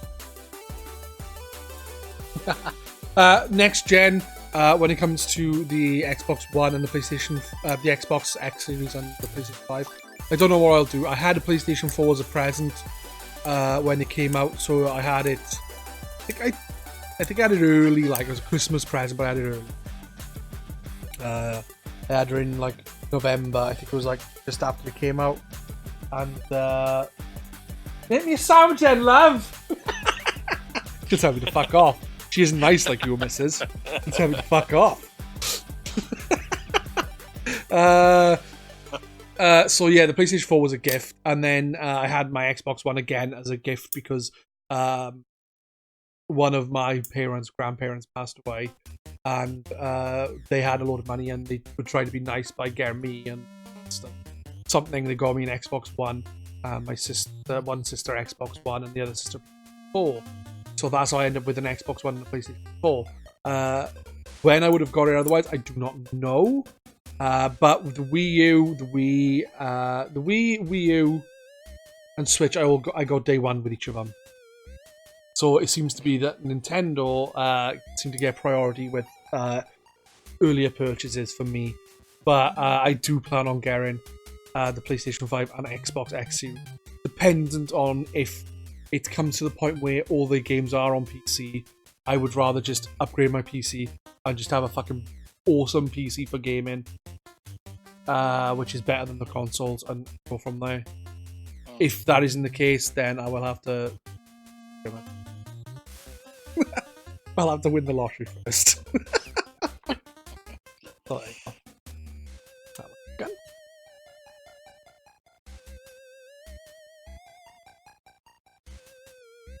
Right, we'll move on from there then. Everyone in the chat, for those who are listening and are unable to see it, basically said no. Gamer Amadeus said if Horizon Zero Dawn 2 was on launch, he would possibly consider the PlayStation 5. Cool. We are going to move on to Pokemon Sword and Shield. There was a direct recently detailing the post-game stuff. Yeah. After the release.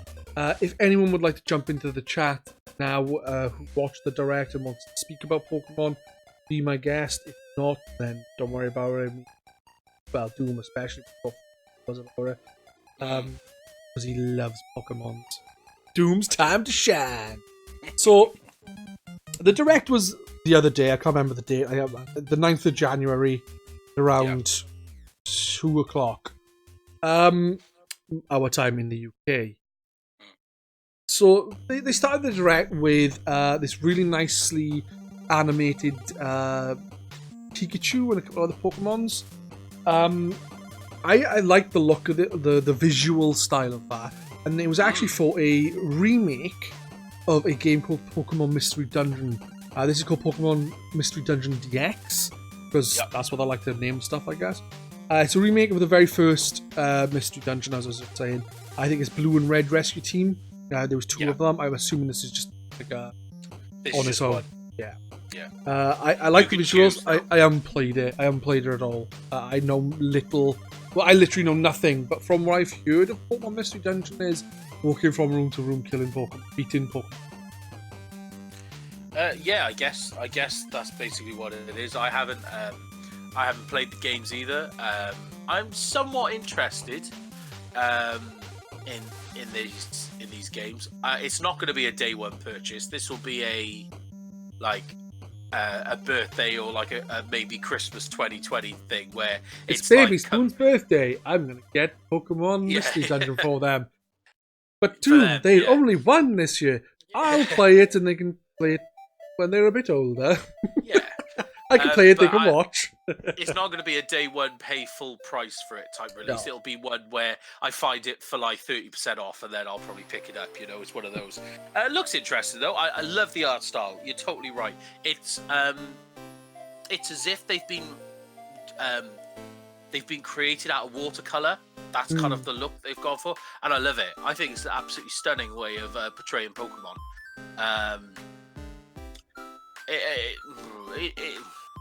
It kind of reminds me of not the specific style, but it reminds me of Street Fighter 4 when that was released with all the black ink and stuff.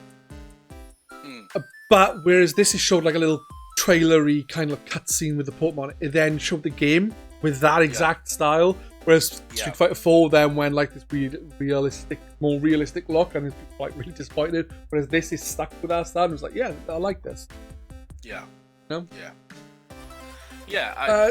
Did you play the demo? I haven't yet. No, I haven't. I'm planning to have a go,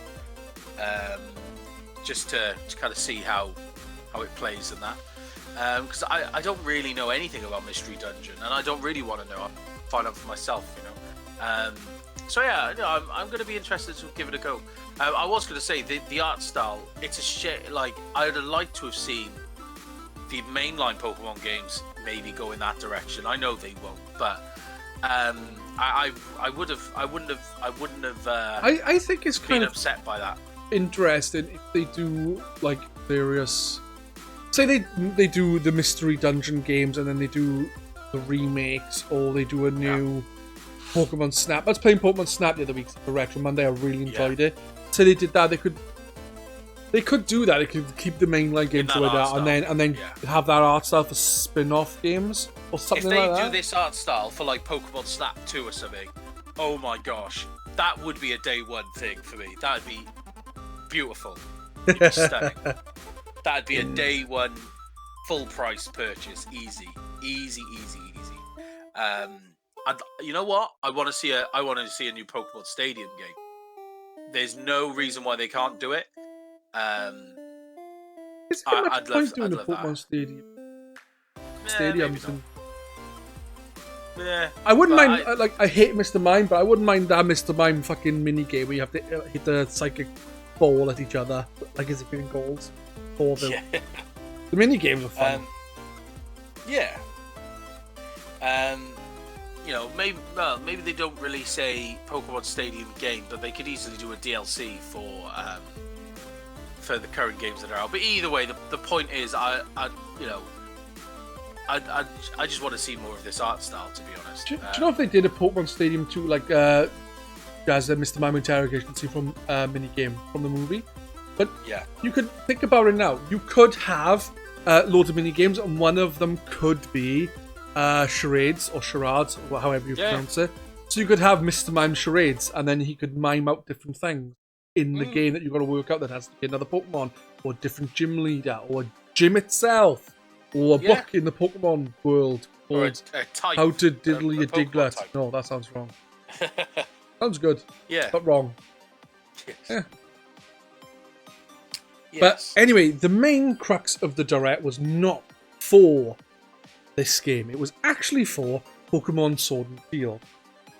They announced there's going to be an expansion pass that is going to differentiate this from previous games like Platinum, Sun and Moon, where instead of having an expansion pass like this is having, they would release a third version of the game. So you had Pokemon Yellow to Pokemon Blue and Red and Blue. Gold and Silver had Pokemon Crystal, and so on and so forth. Whereas this Sun and Moon had Ultras. In this, they're going for DLC in the respect of 2 new areas. One is called the Isle of Armor. Yep. The other is called Crown Tundra. Right, let's start with this. A lot of people are complaining that to get... Like, this is more of a con than the other way. Because to get all the Pokemon, if you wanted to buy the games and the DLCs, you would spend more money. Whereas in the other one, people could optionally just buy the third version. But then other people would also buy all 3 versions, which I think still would have cost you less. But some people are saying because of the third version, it means they could, like, you would skip the first. But what the other game was a way to charge you full price for basically the same game with a little bit added extra. This, they're charging you half the price of the game, roughly, and giving you 2, what appears to be fairly large new areas to explore. Yeah. What is your preference there? So I've been mulling it over, and I've always enjoyed getting the third version of the game. Like, it's been a tradition almost, you know. I kind of like the fact that you like, for instance, you play red or blue or both or whatever. So you play those, and then yellow came out, and I think like yellow's a bigger exception to yellow. Yellow, crystal. I think yellow's a little different because you have Pikachu. Yeah. You get your 3 starters. They add Jesse and James to the game, so they kind of animated up a bit, whereas the other ones were just slightly bit added on to the end. Like. So yeah, like, okay, I'll take Platinum as an example. So I played through Pearl and thoroughly enjoyed it, and then I've always enjoyed having that third game, which is like the ultimate edition of that game, and playing it in retrospect of knowing, like, the beginning, like, do you know what I mean? Like, so it kind of gives me a chance to start again and play it differently, or play it in retrospect, knowing what's coming within reason, obviously, apart from, you know, whatever little bits they change here and there. But overall, like, I know what's coming because, you know, it's the same game, but you can play it. You play it with a whole different view on it because you've already played the game. So it's like going back through the game, but you go through with a fine-tooth comb instead. So you're not discovering things for the first time, but you're going back and you savor the moments a bit more because you know what's coming. You kind of go through it with a little bit more of a fine-tooth comb, and do you know what I mean? And I've always enjoyed that. But I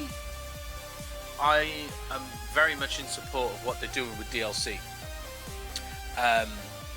I honestly, I don't care what, you know. There are people complaining, saying it's a bit of a con and this and that. It's crap. I think people are just. It's just something to complain about, so people are complaining about it. No one, realistically, no one gives a shit. You know, it's just people using it as an excuse to complain about something. It's like, I wouldn't say no one gives a shit. Like, I'm not happy myself. Like, they've clearly held back some Pokemon for this DLC. They could have added those Pokemon as free updates.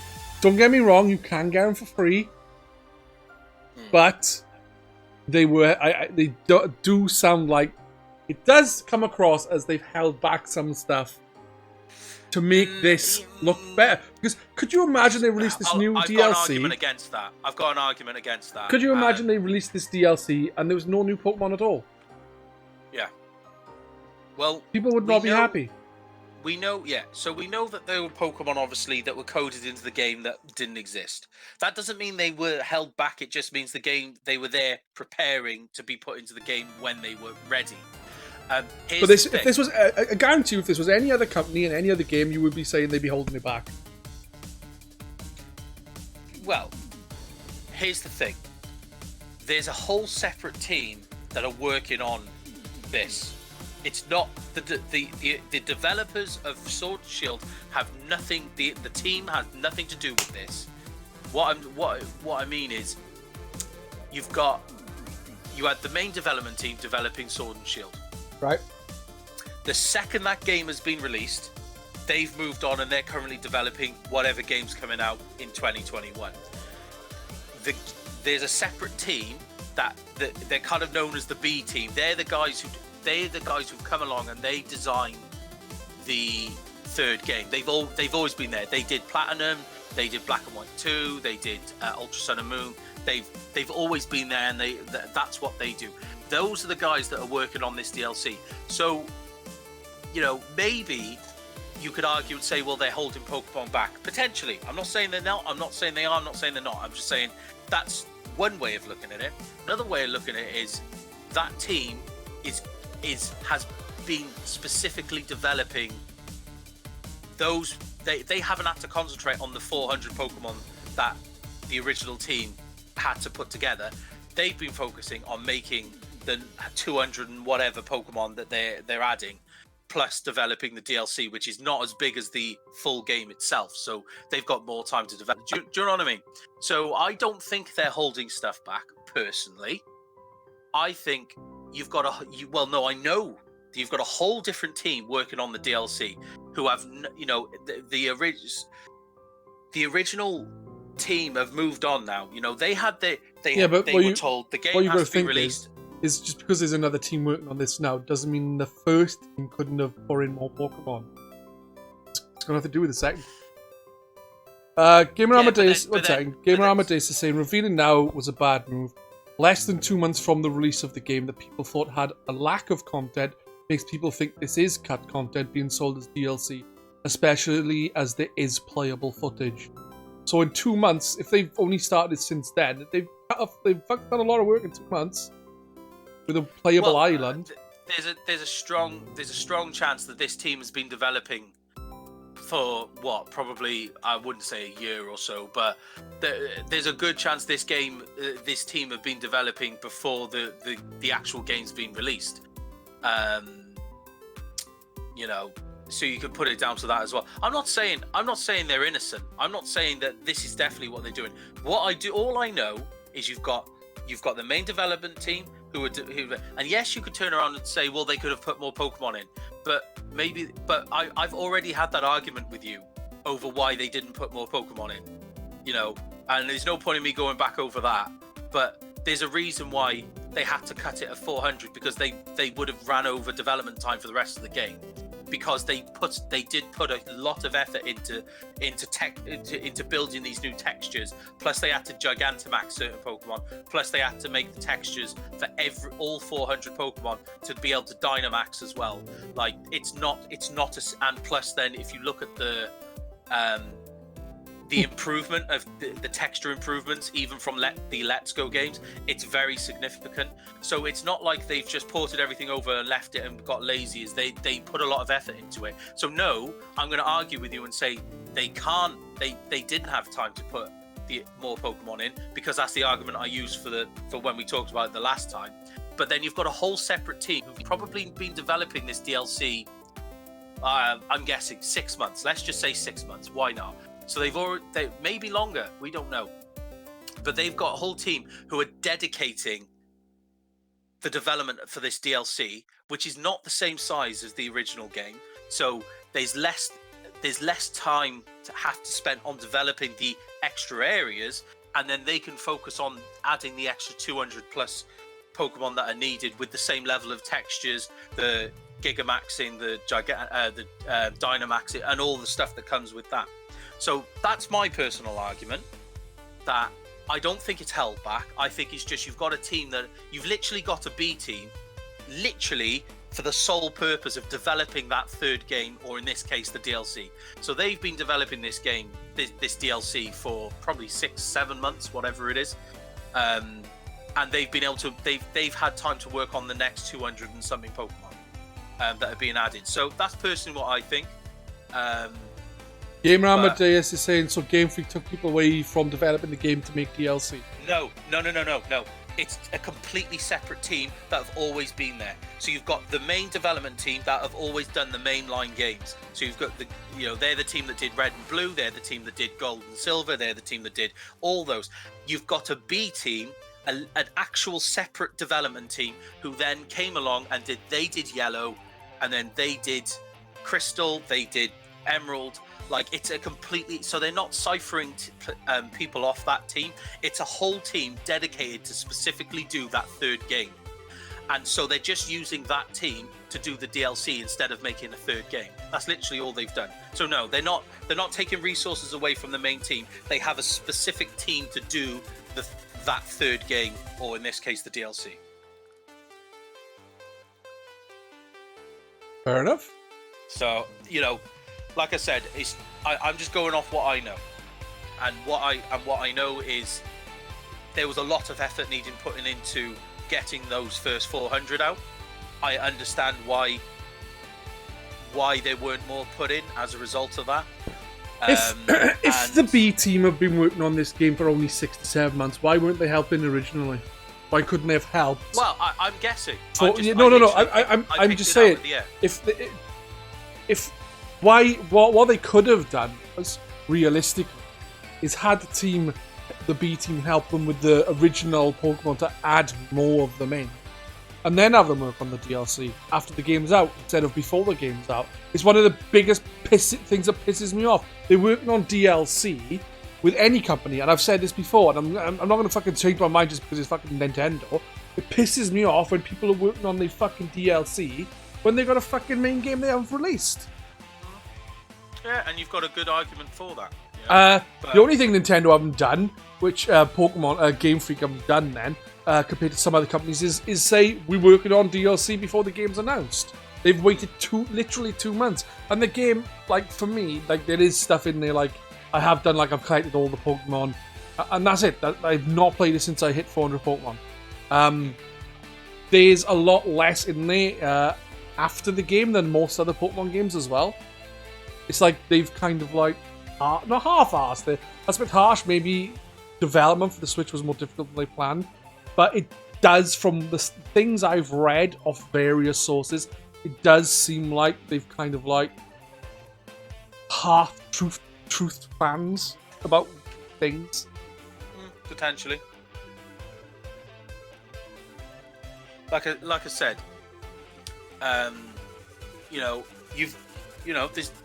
you are right. At the end of the day, maybe they could have used more of their resources to add more stuff into the current game that's out there, and that's fine.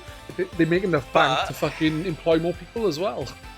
Yeah, but it can come down to physical limitations rather than money as well. But what I was going to say is that also might mean if they had made that team focus on developing for the main game, it also means that maybe they wouldn't have been able to develop the DLC in time to have something out for the end of the year or whatever they were planning. So I mean, there's a chance. I'm not saying but again, DLC, like this DLC is going to be coming out in a couple of months. I can't remember exactly when. June, and then fall. Yeah. So we can assume November. Like, there's no rush to get a DLC out, in my opinion. Obviously, I'm not them. I'm not looking at the fucking money projection. But like to make sure you're working in advance before the full game is out, when they could have added more stuff to the main game, it does seem like stuff was held back as DLC. I can't say that's the case. It's just saying it appears that way. Yeah. I think that is why people are pissed off with it. Like, Yeah. I actually prefer this route myself. I would rather get the DLC, get new areas to explore, other than, oh, here's a battle tower and a blah, blah, blah. It's like, at least you've got two massive, assumingly fairly big areas. That is a personal preference, but it appears that some things were held back for this to seem like a better deal. Potentially. But could you not always argue that? Do you know what I mean? This is why I dislike DLC, especially when you hear.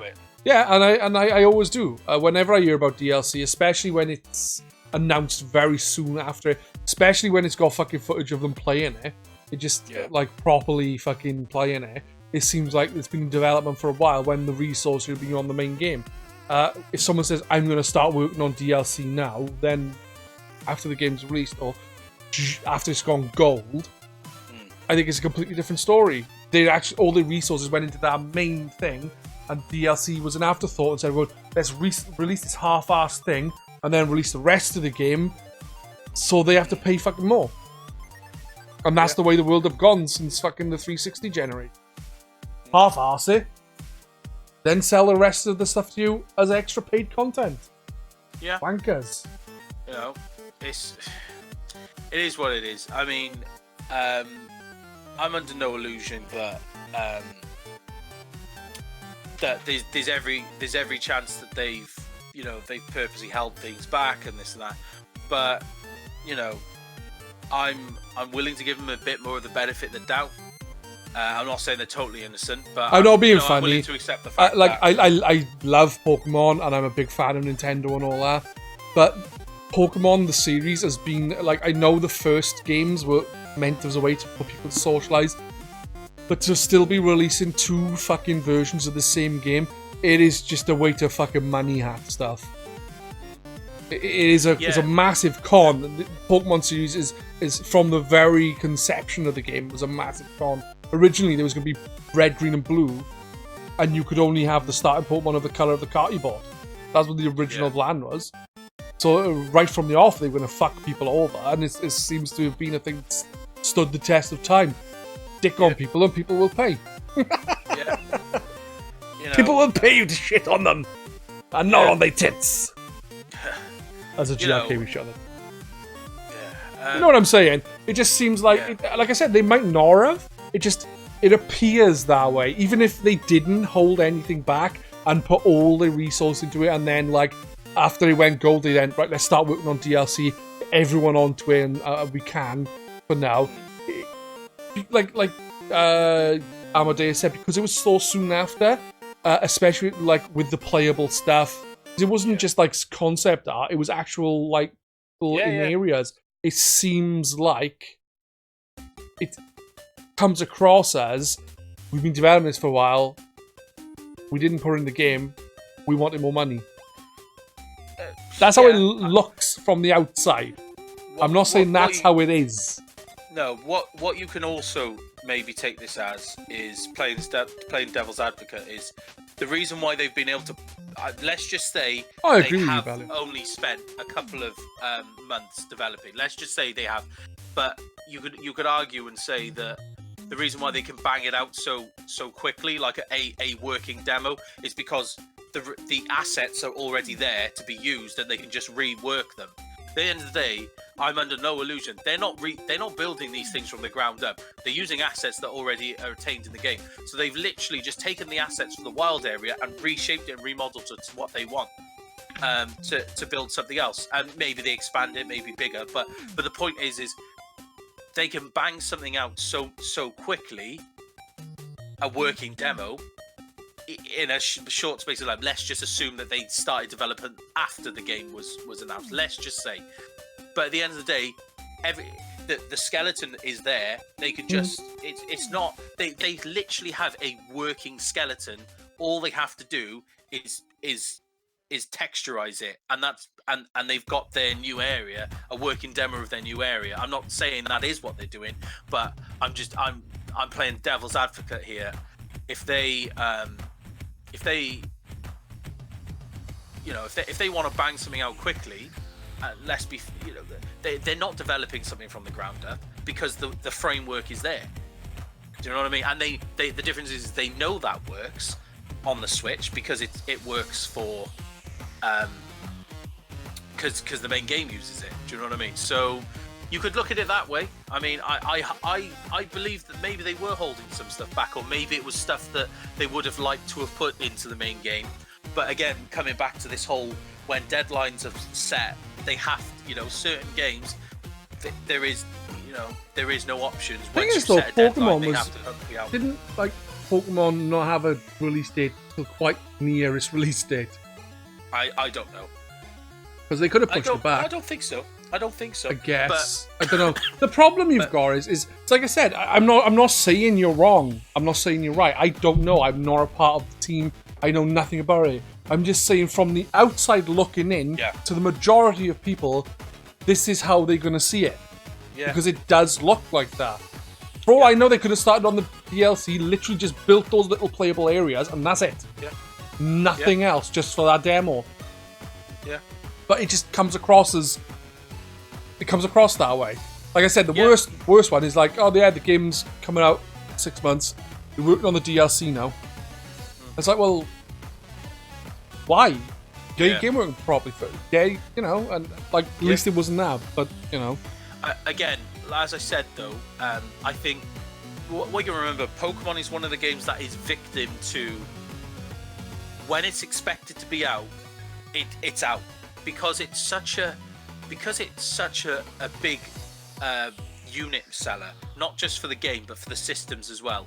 They have to bring it out at certain points. They cannot afford to bring it out earlier, later, whatever. Like it has to come out when people expect it to come out because of the push that it gives, not just the game, but you're talking about their shareholders. You're talking about other people who are financially invested in this. They have to perform when at the end of the day, most of these companies that are share owner owned, once the shareholders tell them to jump, they got to say how high, and these shareholders are expecting good results at certain points of the year. So Pokemon is one that Nintendo can't afford to lose out on. But wouldn't you think that they could say to the shareholder, like again, I don't know how if they say to the shareholders, look, we're only releasing with half the Pokemon, we are going to lose a lot of sales. People aren't going to be willing to buy the game with the lack of Pokemon. I don't know. I haven't looked. No, I haven't they looked haven't. at sales. I've checked. I keep up to date. They haven't. In fact, this is selling better than. It's selling better than. Sun Are you and Moon serious? and Ultra Sun and Moon. So it's basically another Modern Warfare thing. Don't play this game, and everyone's fucking playing it. Yeah. But Like it's literally. I never had a problem with the Dexit myself. I said yeah, it's a little disappointing, but it's not the end of the world. And like I said, I haven't got a problem with this DLC. And I actually don't know anything about how they've worked it. I'm not saying that they scam and they shouldn't be doing it. I'm just saying from the outside, to a lot of people, it is going to look that way. I'm not saying I think it. I obviously, if they've kept things back, they've kept things back. I can't say. I don't know. But I'm just, just saying from the outside looking in, it looks that way. One second. Well, Gamer Amadeus is saying it's interesting as Xenoblade 2's Toner DLC was a cut scenario of the main game made into a full campaign. The problem with Pokemon is that it's coming off a game that cut over half the decks, had very linear areas other than the wild area, and a lack of content. It makes this DLC feel much more disingenuous. Yeah. See, again, I brought up a point earlier that I kind of didn't finish on. Didn't finish up. As I said, Pokemon is a game that it has. Game Freak and Nintendo have no option. When it's expected to be released, it is released, and that is that. I've got a funny feeling. Like I think that let's be fair. The reason why there was 400 Pokemon in is because of the deadline. They had to release the game when it was expected to come out because it's Pokemon. Shareholders expect it, and you don't upset the shareholders. That's kind of how these companies work. I think Pokemon is a victim of what it's one of those games that regardless of the state, it comes out. So I think that's why you don't have your full 900 whatever it is Pokemon. That's why the game feels as it does, more linear, lack of content. I've got a funny feeling that in an ideal world, I think that the stuff they're putting for the DLC, especially the one that comes out in June, and maybe the one that comes out later, maybe not so much, but that Isle of Armor, I do think that was intended to be in the main game. I do think that. I think that was something that they when they laid out what they wanted to put in the game, I think it was something that they wanted to put in there on release. I've just got a funny feeling, especially because of how close it's coming out. It's literally coming out 7 or 8 months after the game, after the game was released. I think that was a piece of game that was meant to be in the main one, but they literally didn't have time. And like I said, you ask anybody who knows anything about business gaming, when it comes to money, shareholders, and that, it's suicide for Nintendo or Game Freak to push that game back financially. They release it when it's expected, and that is that. There is no question about it. So Game Freak were under the cosh when it comes to this. They had to develop what they had to. The game wasn't announced for release though, like a bit before. If they didn't, it's not about that. No, it's not about that. It's not about them saying it. It's about when the shareholders expect it to come out. That's what I'm saying. It doesn't matter if, like, the reason why they said the game was coming out when it did, it was because that's when the shareholders were expecting the game to be out. They needed it out fall 2019. That is that. Doesn't matter. That is when that game has to come out. There is no exceptions to the rule. Not when it comes to the shareholders. That's what I'm trying to say. Is it's not about them saying, right, that there are a lot of companies that do really that say the game has to be out. The game's coming out at whatever specified date, and then because that's the date they set, they then push the developers too hard to get the game out there. Then, as I said, certain games, Pokemon, Call of Duty, FIFA to an extent. Like, admittedly, FIFA and maybe Call of Duty, the development time isn't so bad on them because of the type of game they are. But anyway, that's a conversation to have separately. What I'm trying to say is, it doesn't matter what date they set, because that wasn't the thing that was driving them to get that game out. It was the fact that they had to get it out because the shareholders are waiting for that year's performances, and when your company is controlled by the stock market, you're a slave to it. Matt says Nintendo have delayed Animal Crossing, Zelda countless times. Nintendo practically famous for delaying games, but they can afford to do it with those games.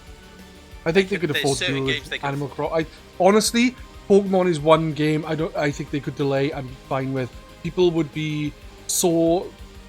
Pokemon is such a massively popular thing. I think a 6-month delay wouldn't make any difference. I think they would have made more to the fans. No, to the fans. I think more. But I think like I think it wouldn't have made it controlled by the fans.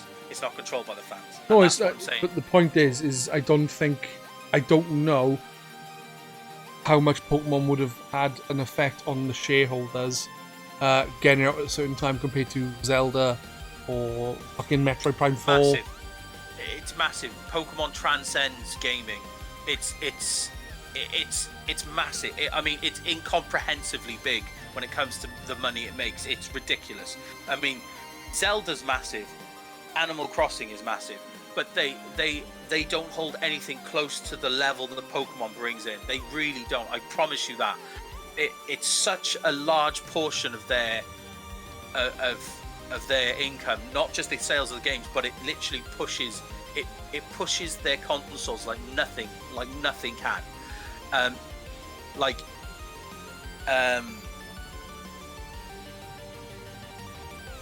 was just reading now.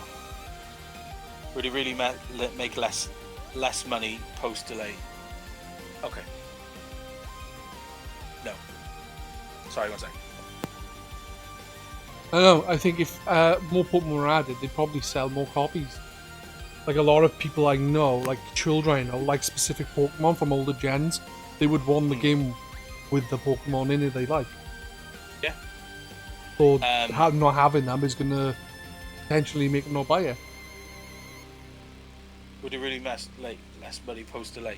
Well, obviously the shareholders do think that because they you know, like I said, there are certain games that are controlled by that, and it's the way it is sometimes, you know. As I said, you know, Animal Crossing is a massive game and it will push systems. Zelda's a big game, like Zelda's a big franchise and it will push systems. But Pokemon does it like no other game. Like I don't think there is any, and I'll happily argue that there is no other game franchise with that any other console manufacturer has that will push systems like Pokemon. I just do not think there is. If you see the sales, they're nuts. Like, doesn't matter how much negative press it is, it's nuts. And then you see like the sharp increase of consoles that are sold when that game is released, and it's not just for 1 week. It's for like a month. It's for like a month and a half after that game comes out. The sales remain really ridiculously strong as a result. You can't put a price on that, and that's the trouble. Is like, and when you're expecting a game out at Christmas, and they're using that as a reason for like the game, like console sales always go up at Christmas anyway because people are buying. But you put that and Pokemon together, you miss that window for Pokemon. You push it, delay it after Christmas. Christmas will not have the same effect by a long shot. I promise you, it will not have. It won't have the same effect, and that's the reason why that game cannot be delayed so close to Christmas. It must come out then, ready for Christmas, and they just won't accept anything less. I promise you, that's the reason why. You know. So yes, in some way, yes, it will make less money for them if they push it past the date. Especially if you're talking, because you're talking about Christmas as well. They're using Pokemon as a tool to turbocharge their sales even higher over Christmas. You know, that's something you can't put while the hype is hot, while people have the money to spend. You hit it with everything you got as hard as you can at that moment. You don't delay anything that's gonna push those sales. It just doesn't work like that, you know. So that's my way of thinking anyway. Thing is though, is how many of them have come out near Christmas? Because I'm looking online and a lot of them have come out in the middle of the year. What's that? I only caught half of what you said. A lot of the Pokemon games have come out in the middle of the year. Like what? Black and White. When did that come out? The UK. March. Heart Gold Soul Silver in March. February, March, up September in Japan. Platinum, May, July. September in Japan. Seems like they're out quite early in Japan compared to the rest of the world. Diamond and Pearl again is in February. That was a while later. July. Like the more recent ones have been around November. That's what we're talking about now. You know, yes, they're games they brought them out earlier, but now that they're realizing how hard it pushes the sales. Yeah, the last two gens are like November. So when did X and Y come out? Which would be 3 gens ago, I guess. 2-3 gens ago, whatever it was. The pressure to release probably comes from all the tie-in. The time is probably correct. Matt also thinks that Game Freak don't care about the state of the game it comes out in. It will sell big and people will buy it, even with the boycotts. And he's probably right. It was the same with Modern Warfare. Again, it's the same with FIFA every year. People complain about it. People fucking say, you know, and it still sells better than the last year. What I would say, and it's not just a Game Freak.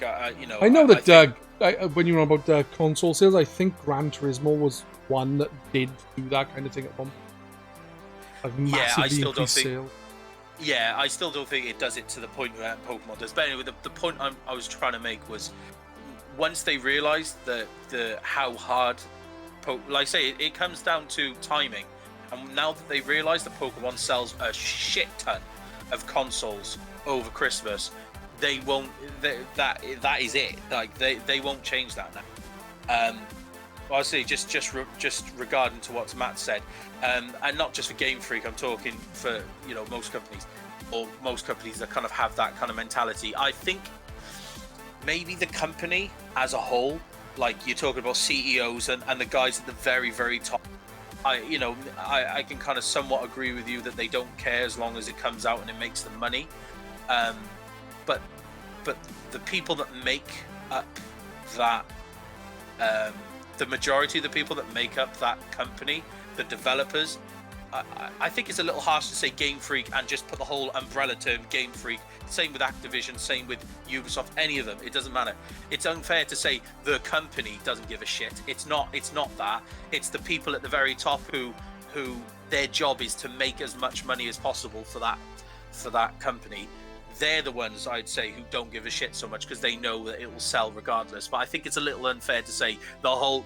I don't think you should be able to umbrella term it as the company doesn't give a shit, because I would put a lot of money on saying most, if not all, of those developers who are developing the game are putting their heart and soul into the development. To be fair, I don't think Matt means every single person. I think using a broad term of them, it's like saying men are shit. No one literally means every single man in the world. Or eat the rich is another saying. They don't mean fuck every rich. It's just a quick term of saying the people in charge of Game Freak don't give a fuck. Yeah, I'm just putting it out there just because I can. This is a forum for us to talk, and I'm just airing my feelings on it. Yeah, I'm saying that I don't think Matt means everything. I think it just literally means I'm more clarifying my. Because the thing is, though, although yes, I don't think Matt meant that in the way he said it. There are people that do, and I'm hoping that I'm hoping that people are listening to this who do talk like that and do mean the whole company, and they and they're not thinking more thoughtfully about what they're saying. And I hope they do listen to this, and I hope they do take what I'm saying on board more than anything. But you don't know what goes on in people's minds either, because for all we know, everyone in Game Freak, I literally think, I don't give a fuck about how the game comes out. So long as the game sells enough for me to keep my job, I'm happy. Potentially, but everyone could also. I would say law of averages. Yeah, I'm going to say most people who work on the game probably do care. The people who would they sitting in their fucking ivory tower, twiddling their thumbs and counting their money, probably don't. As long as it's making them their money, they don't get it. Yeah, I'm not saying everyone's like that, but you've got that balance everywhere. Every company pretty much. You've got people who are in charge of the company.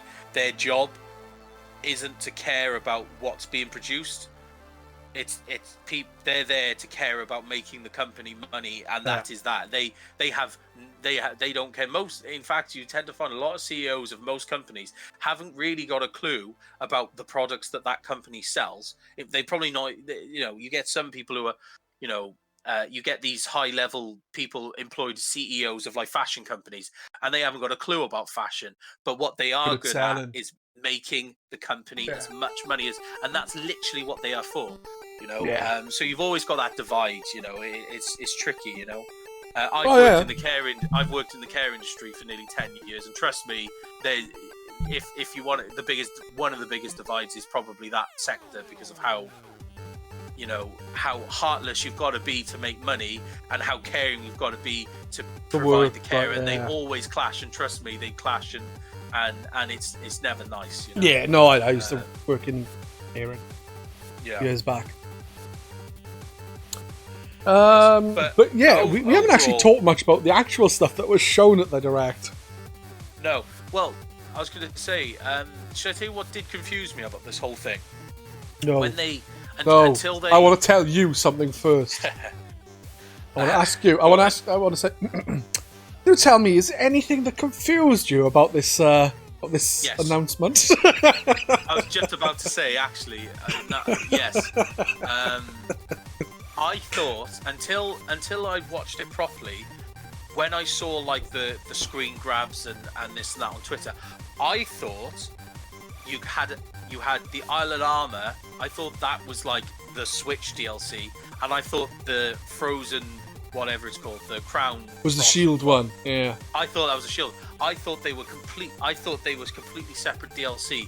I would be each so one. pissed. But the thing is, one of the things they did say in here, right, is you meet some different people, like your different rivals. That's not too bad, but still, it's a bit crap. But they did say, which is probably why you got confused a little, is there are different places, there are different areas you can access or something like that. And my exact words are, different places rips the piss. Yeah. If you want to see everything, you do need to play both Sword and Shield. Yeah, I guess so. Yeah. Because otherwise you're not going to. If you want to play both areas, then if you want to see it, just go on Twitch or YouTube or Mixer or Bebo, I think. No, Facebook. Yeah. The rivals are different in the DLC. You get Hat Woman in one and non-Hat Woman in the other. Psychic and something else. Psychic and Fairy? Poison, I think it is for the Poison, other one. is it? Poison, I believe. Yeah. And obviously you are... That's the Isle of Armor, that is. And it's her name's Clara. She's a fairy trainer, and the other one with the hat is Avery, which is a psychic trainer. Avery would have been the what do you call it? Bird type trainer. Yeah. Both of them, they specifically want to become gym leaders, or as I wrote in my notes, gum leaders. Yes. Yeah. So yeah, that may have been more throw you at the time, as they did actually say that they are different places. At first, maybe I even thought, wait a second, but it is that. There are some different places, they said. Yeah. So, no. Basically, from the sounds of Isle of Armor, you get an apprenticeship under Colonel Mustard, which was Leon's mentor. Yeah. I don't know why you needed to be mentored by him. You've already beat Leon. What's the point? Yeah. You know, you didn't even need to be mentored. You just fucking went to town on everyone and fucking destroyed them. Hop right in this place, like a bitch. There's a point. If in terms of story consistency, it's like if you were Leon, you'd be thinking this is bullshit, because this guy Leon clearly ended up. He found this guy. He mentored him for what I can assume is years, training him up to be the absolute best. It's like going to see Mr. Miyagi. Put it this way, that's basically what it is. It's like finding Mr. Miyagi. He teaches you to be this, like, over the course of years, teaching you to be this weapon who just destroys everyone because you're just so highly trained and you've put so much time and effort into learning your craft, and nobody can come near you. And then you've got some kid who's like 10 years younger than you, who's completely self-taught, who's learning on the job, comes up and absolutely destroys you. I'm not being funny, you'd be borderline suicidal after that. And then he goes to your mentor to learn even more stuff. Yeah. And it's like, well, it makes no sense. Realistically, you should have met him on your journey to then be mentored, like, not afterwards. Maybe, maybe if he's going to be a mentor, then that would make sense. If he's not, and he's just going to, I don't know, warm your cockles on a fire. I don't know what that saying means. I've heard it before, but I haven't got a clue. Yeah. I think warm your cockles is just like have something hot. Keep warm. Yeah. Keep warm. Yeah. Just keep warm. Keep it warm. I think, like I say, I got the theory that especially Armor of Isle of Armor, I think that was meant to be part of the main game, but I think due to the game having to be out when it did, I think it was cut in order. So I do think I think the Isle of Armor cut because it wasn't developed enough to put into the main game. But I think it was. I just got a funny feeling Isle of Armor was intended for the main game. And it just makes you wonder if maybe you were meant to meet him in the main game, but then they were like, "Shit, we have." I'm only theorizing. I might be totally wrong, but with this now, you go to Colonel Mustard's gym in the Isle of Armor, and he gives you a Pokemon, which is a legendary Pokemon, called Cubfu. I think it's at a certain point in the story he gives you it. I'm not sure if it's right away. It then evolves into Urshifu. Yeah. Which has two different forms. It has two different... I don't think it's dependent on the game. I think you could choose one of the styles. Don't quote me on that. But you can only evolve it to one of the forms. One is called Single Strike. The other is called Rapid Strike. Single Strike is fighting in dark. The Rapid Strike is fighting in water. It also has a Gigantamax form. Yeah. Included in this DLC is Rillaboom, Cinderace, and Inteleon all have their own G-Max forms. Yep.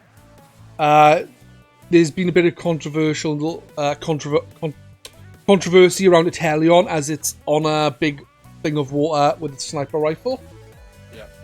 Yeah. People are not happy with it really.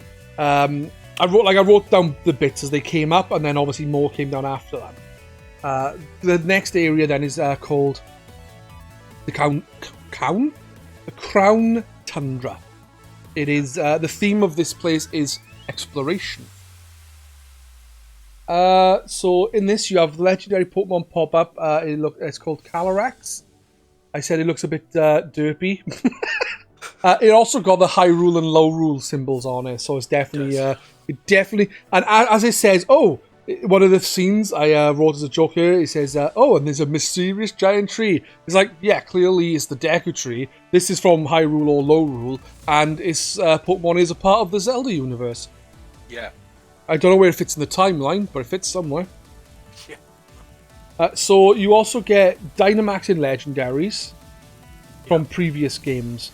It does show 3 Pokemon. They look like Galar region versions of Zapdos, Articuno, and Moltres to me. Yeah. Do you see them? Because I don't think they're new ones. They do look like...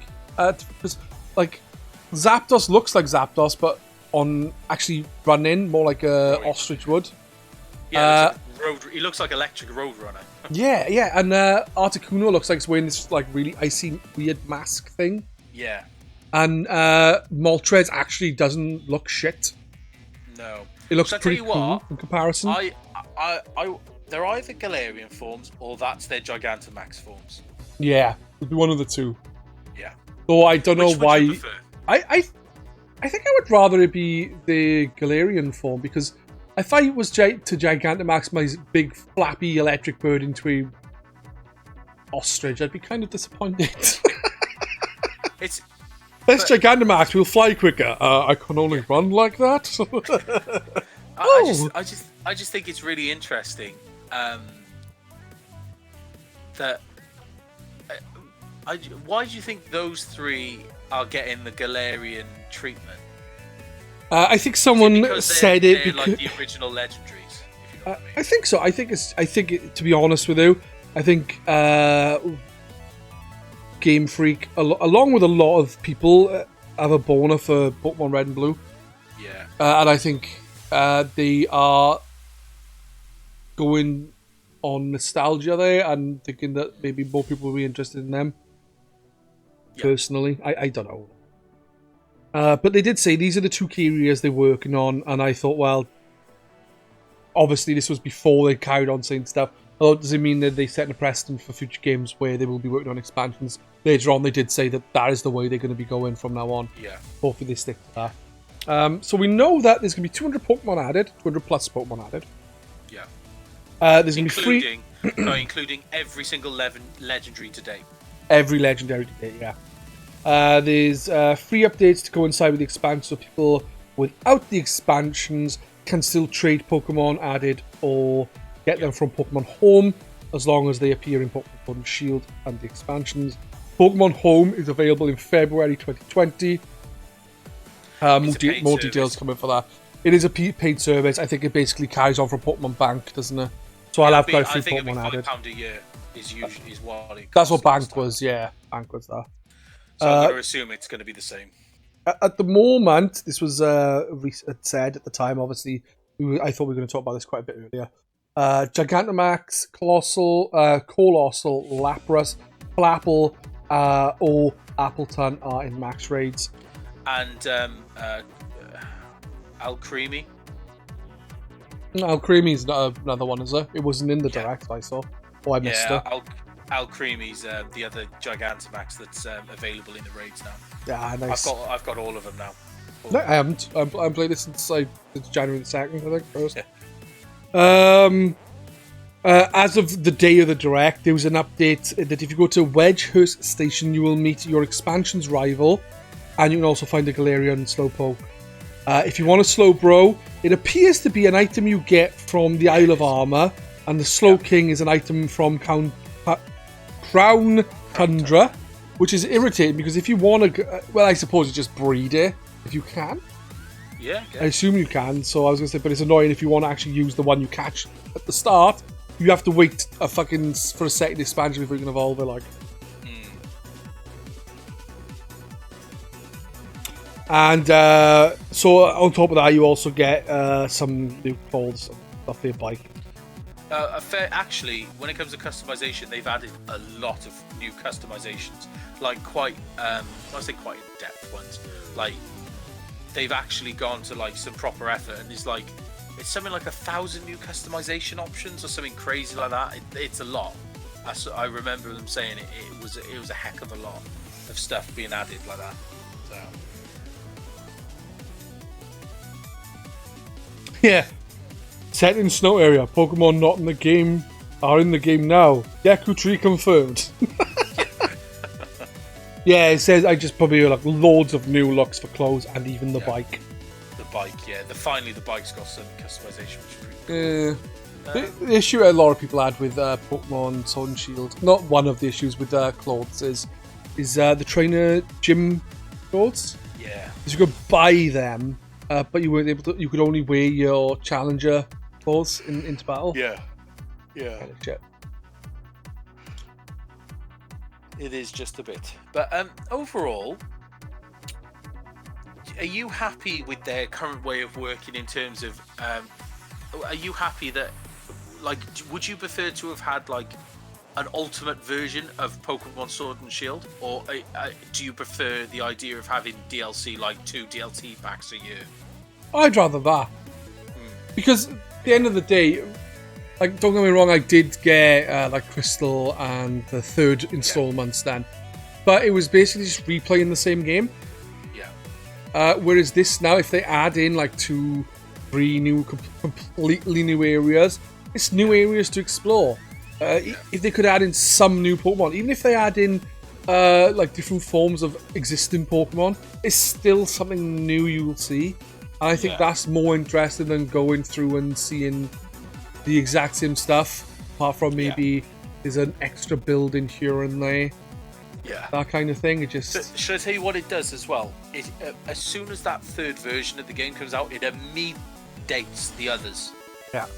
So, like, for instance, if you go back now and you try and play like Ruby or Sapphire or Gold and Silver or Red and Blue, well, Red and Blues are maybe a little different, but you know, you kind of can't. If you're going to play him, you kind of got to play Crystal. You've got to play Emerald. Like, you've got to play Platinum, for instance.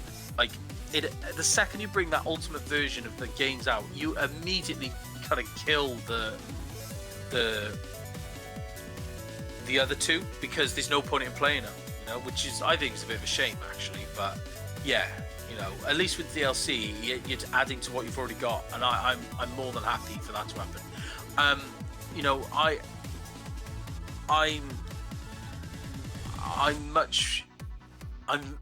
very willing this time round to give Game Freak I don't want to say a free pass, but the benefit of the doubt regarding whether or not they've held back stuff to put into DLC that should have been in the main game. I'm happy to give them a kind of a slide for this time round, because I understand that this is their first big mainline Pokemon game that they developed for the Switch, and obviously they've got to get used to it. At the end of the day, they could develop Pokemon games for the 3DS with their eyes closed. You know what I mean? They got so used to how it works. The Switch is a whole different thing. So if they had to hold some stuff back, if they had to do this, I'm happy with that. I'm happy to accept it. But I do think they need quite big improvements for the games coming across. Like, I'm not going to accept it. Like, I'm not going to be so forgiving in the next game. So if the next game comes out, like the next big game comes out, and there isn't like there isn't the content, and stuff does feel linear, and you know, all the complaints that people have got for this one, I'm not going to give them a free pass for the next one. And especially if they start releasing, like you say, talking about like working DLC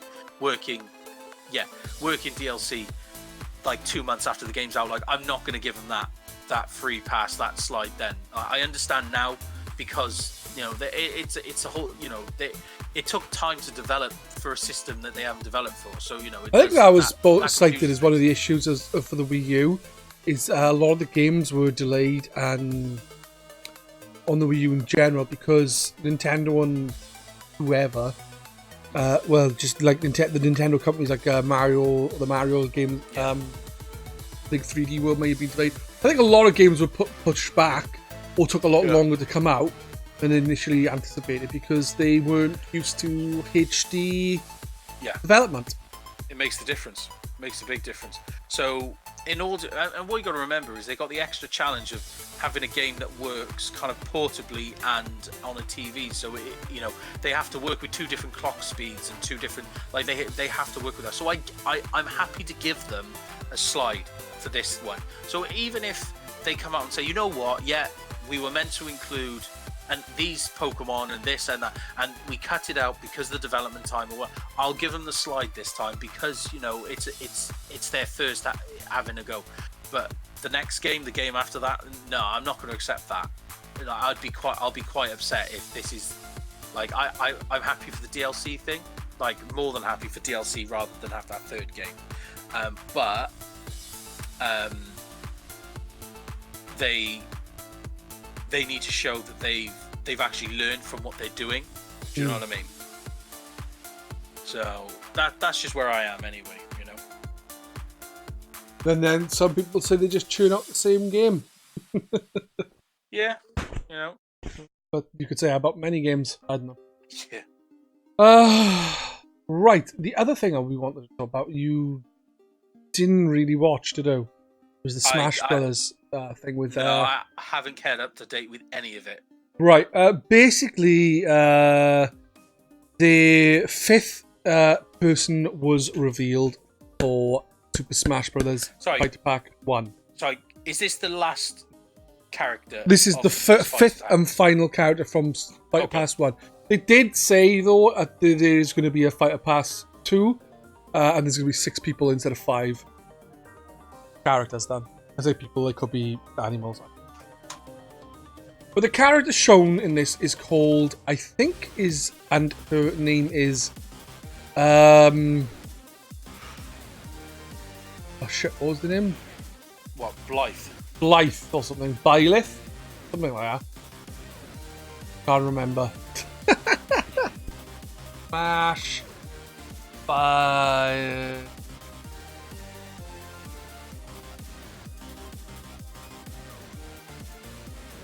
Yeah, anyway, right.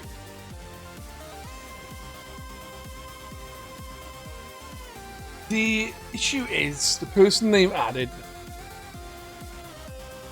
is I'm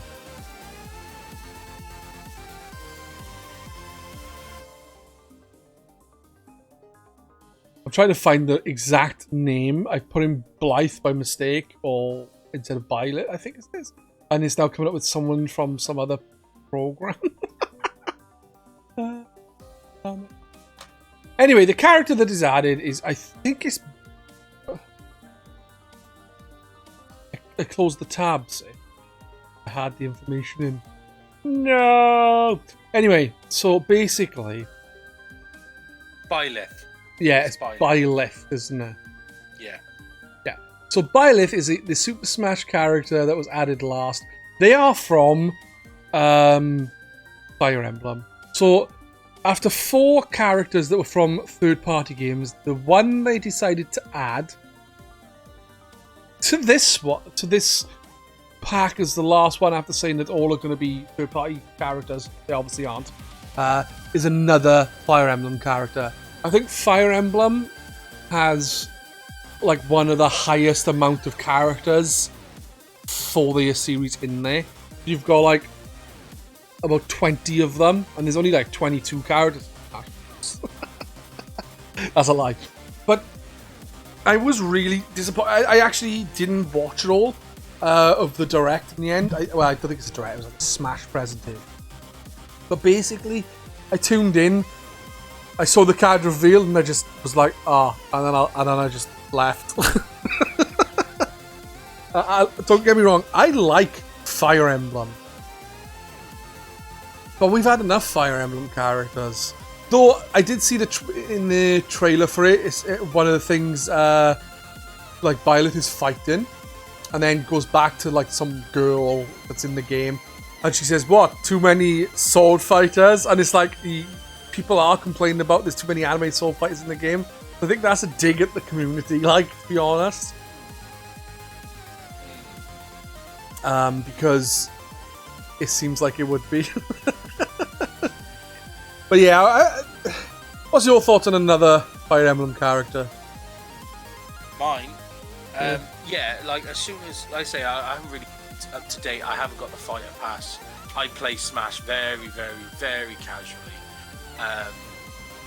And yeah, you know, I just kind of feel like it's a nothing character. Like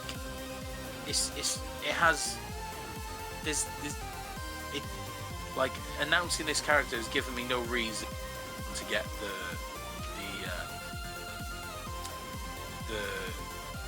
the pass. And yeah, I like I say, I knew that there were a lot of Fire Emblem characters anyway. So to find out there was another one, I was a bit like, that seems really weird. Just seems a bit. Just seems very meh, doesn't it? You know, it's not exciting. It's, you know, I'm sure there are a limited amount of people that are very for it, and that's great if they are. But overall, it wasn't a very exciting announcement. Like if they had announced someone like crazy, I don't know, like Dante, or that was the rumored person, weren't there? Yeah, and so like, many people I saw getting their hopes up for Dante with the rumor. Yeah. And it's just like, Fire Emblem character. Well, at least there's a person using a sword, I guess. Dante using a sword. Do you know what I mean? If it was something like, someone like really, really cool, then, you know, I would have considered getting the fighter pass just for that. But it was a very just like, meh, okay, you know. I'm trying to think, what character, like Matt is saying Goose for Smash. Goose would be awesome. What characters would I like? What character would I like for Smash?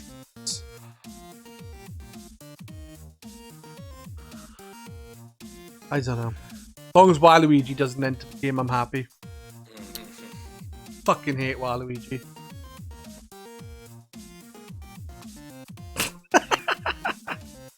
Fucking.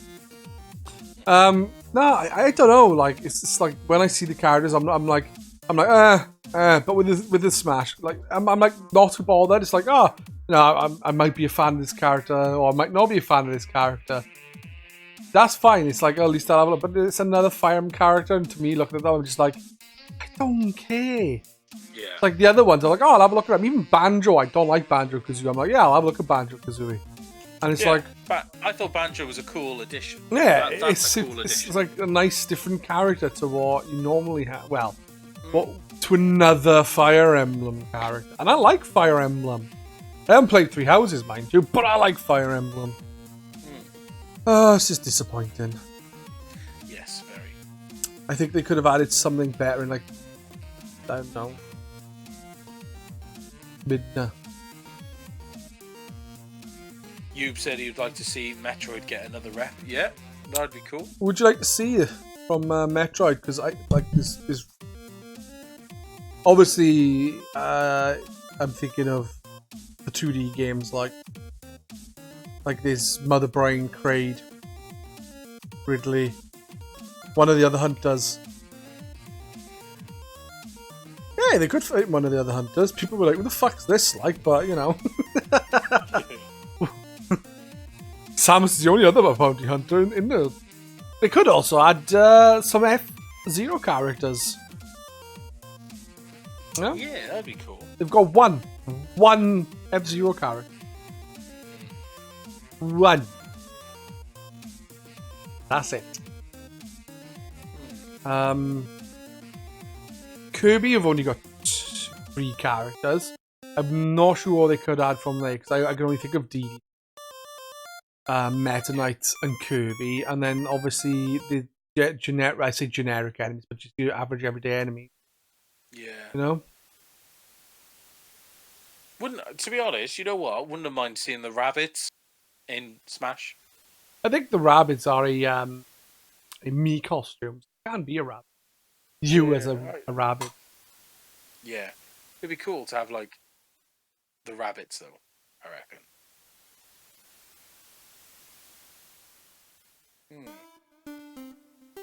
But yeah, I was rather disappointed with that. I haven't really got much to say other than, yay, another fucking shitty... Not a shitty Fire Emblem, just another Fire Emblem character. I like Fire Emblem. I don't want to say shitty, but, you know, Cranky Kong should be in there. Cranky Kong would be fucking awesome to have in it. Go chuck in some more Kongs. Chuck in Dixie Kong. Funky Kong. Cranky Kong. Blanky Kong. You know, there's loads of Kongs. There's like 900 Kongs. Stick in fucking King Kong.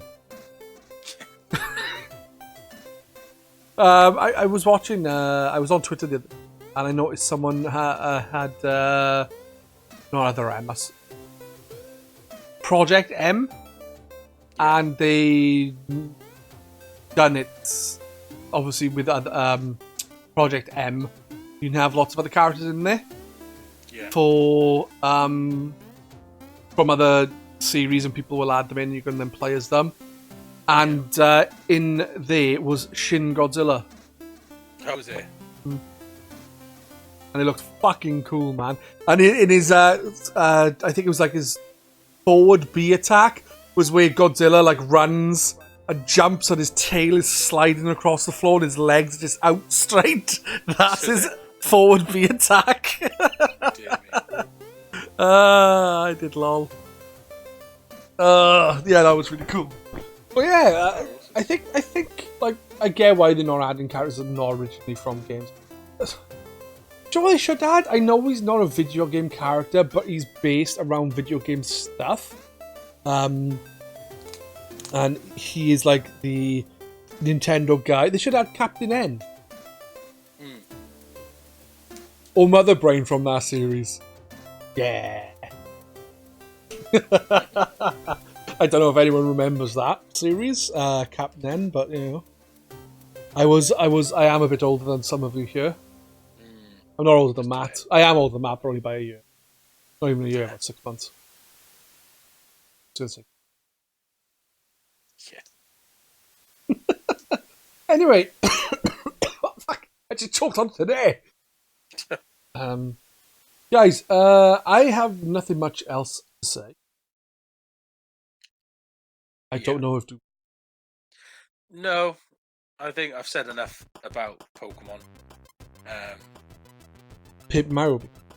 I was wondering, guys, if any of you have any questions. Would you like to ask us any questions? So I'd love to have a something ask session where, like, I said it to Jawa before, like Jawa asked, where you put questions to Jawa via PM to me. I would then record asking Jawa questions, like 10 questions or something. He answers them, and then it'll be put into the stream, like, halfway through. Is there like a halfway gap kind of thing? So it means I can go pee halfway through. But that didn't happen. No. We should do a Matt Answers. That's what it is. Matt Answers. And Matt can do that instead. So, is there any question?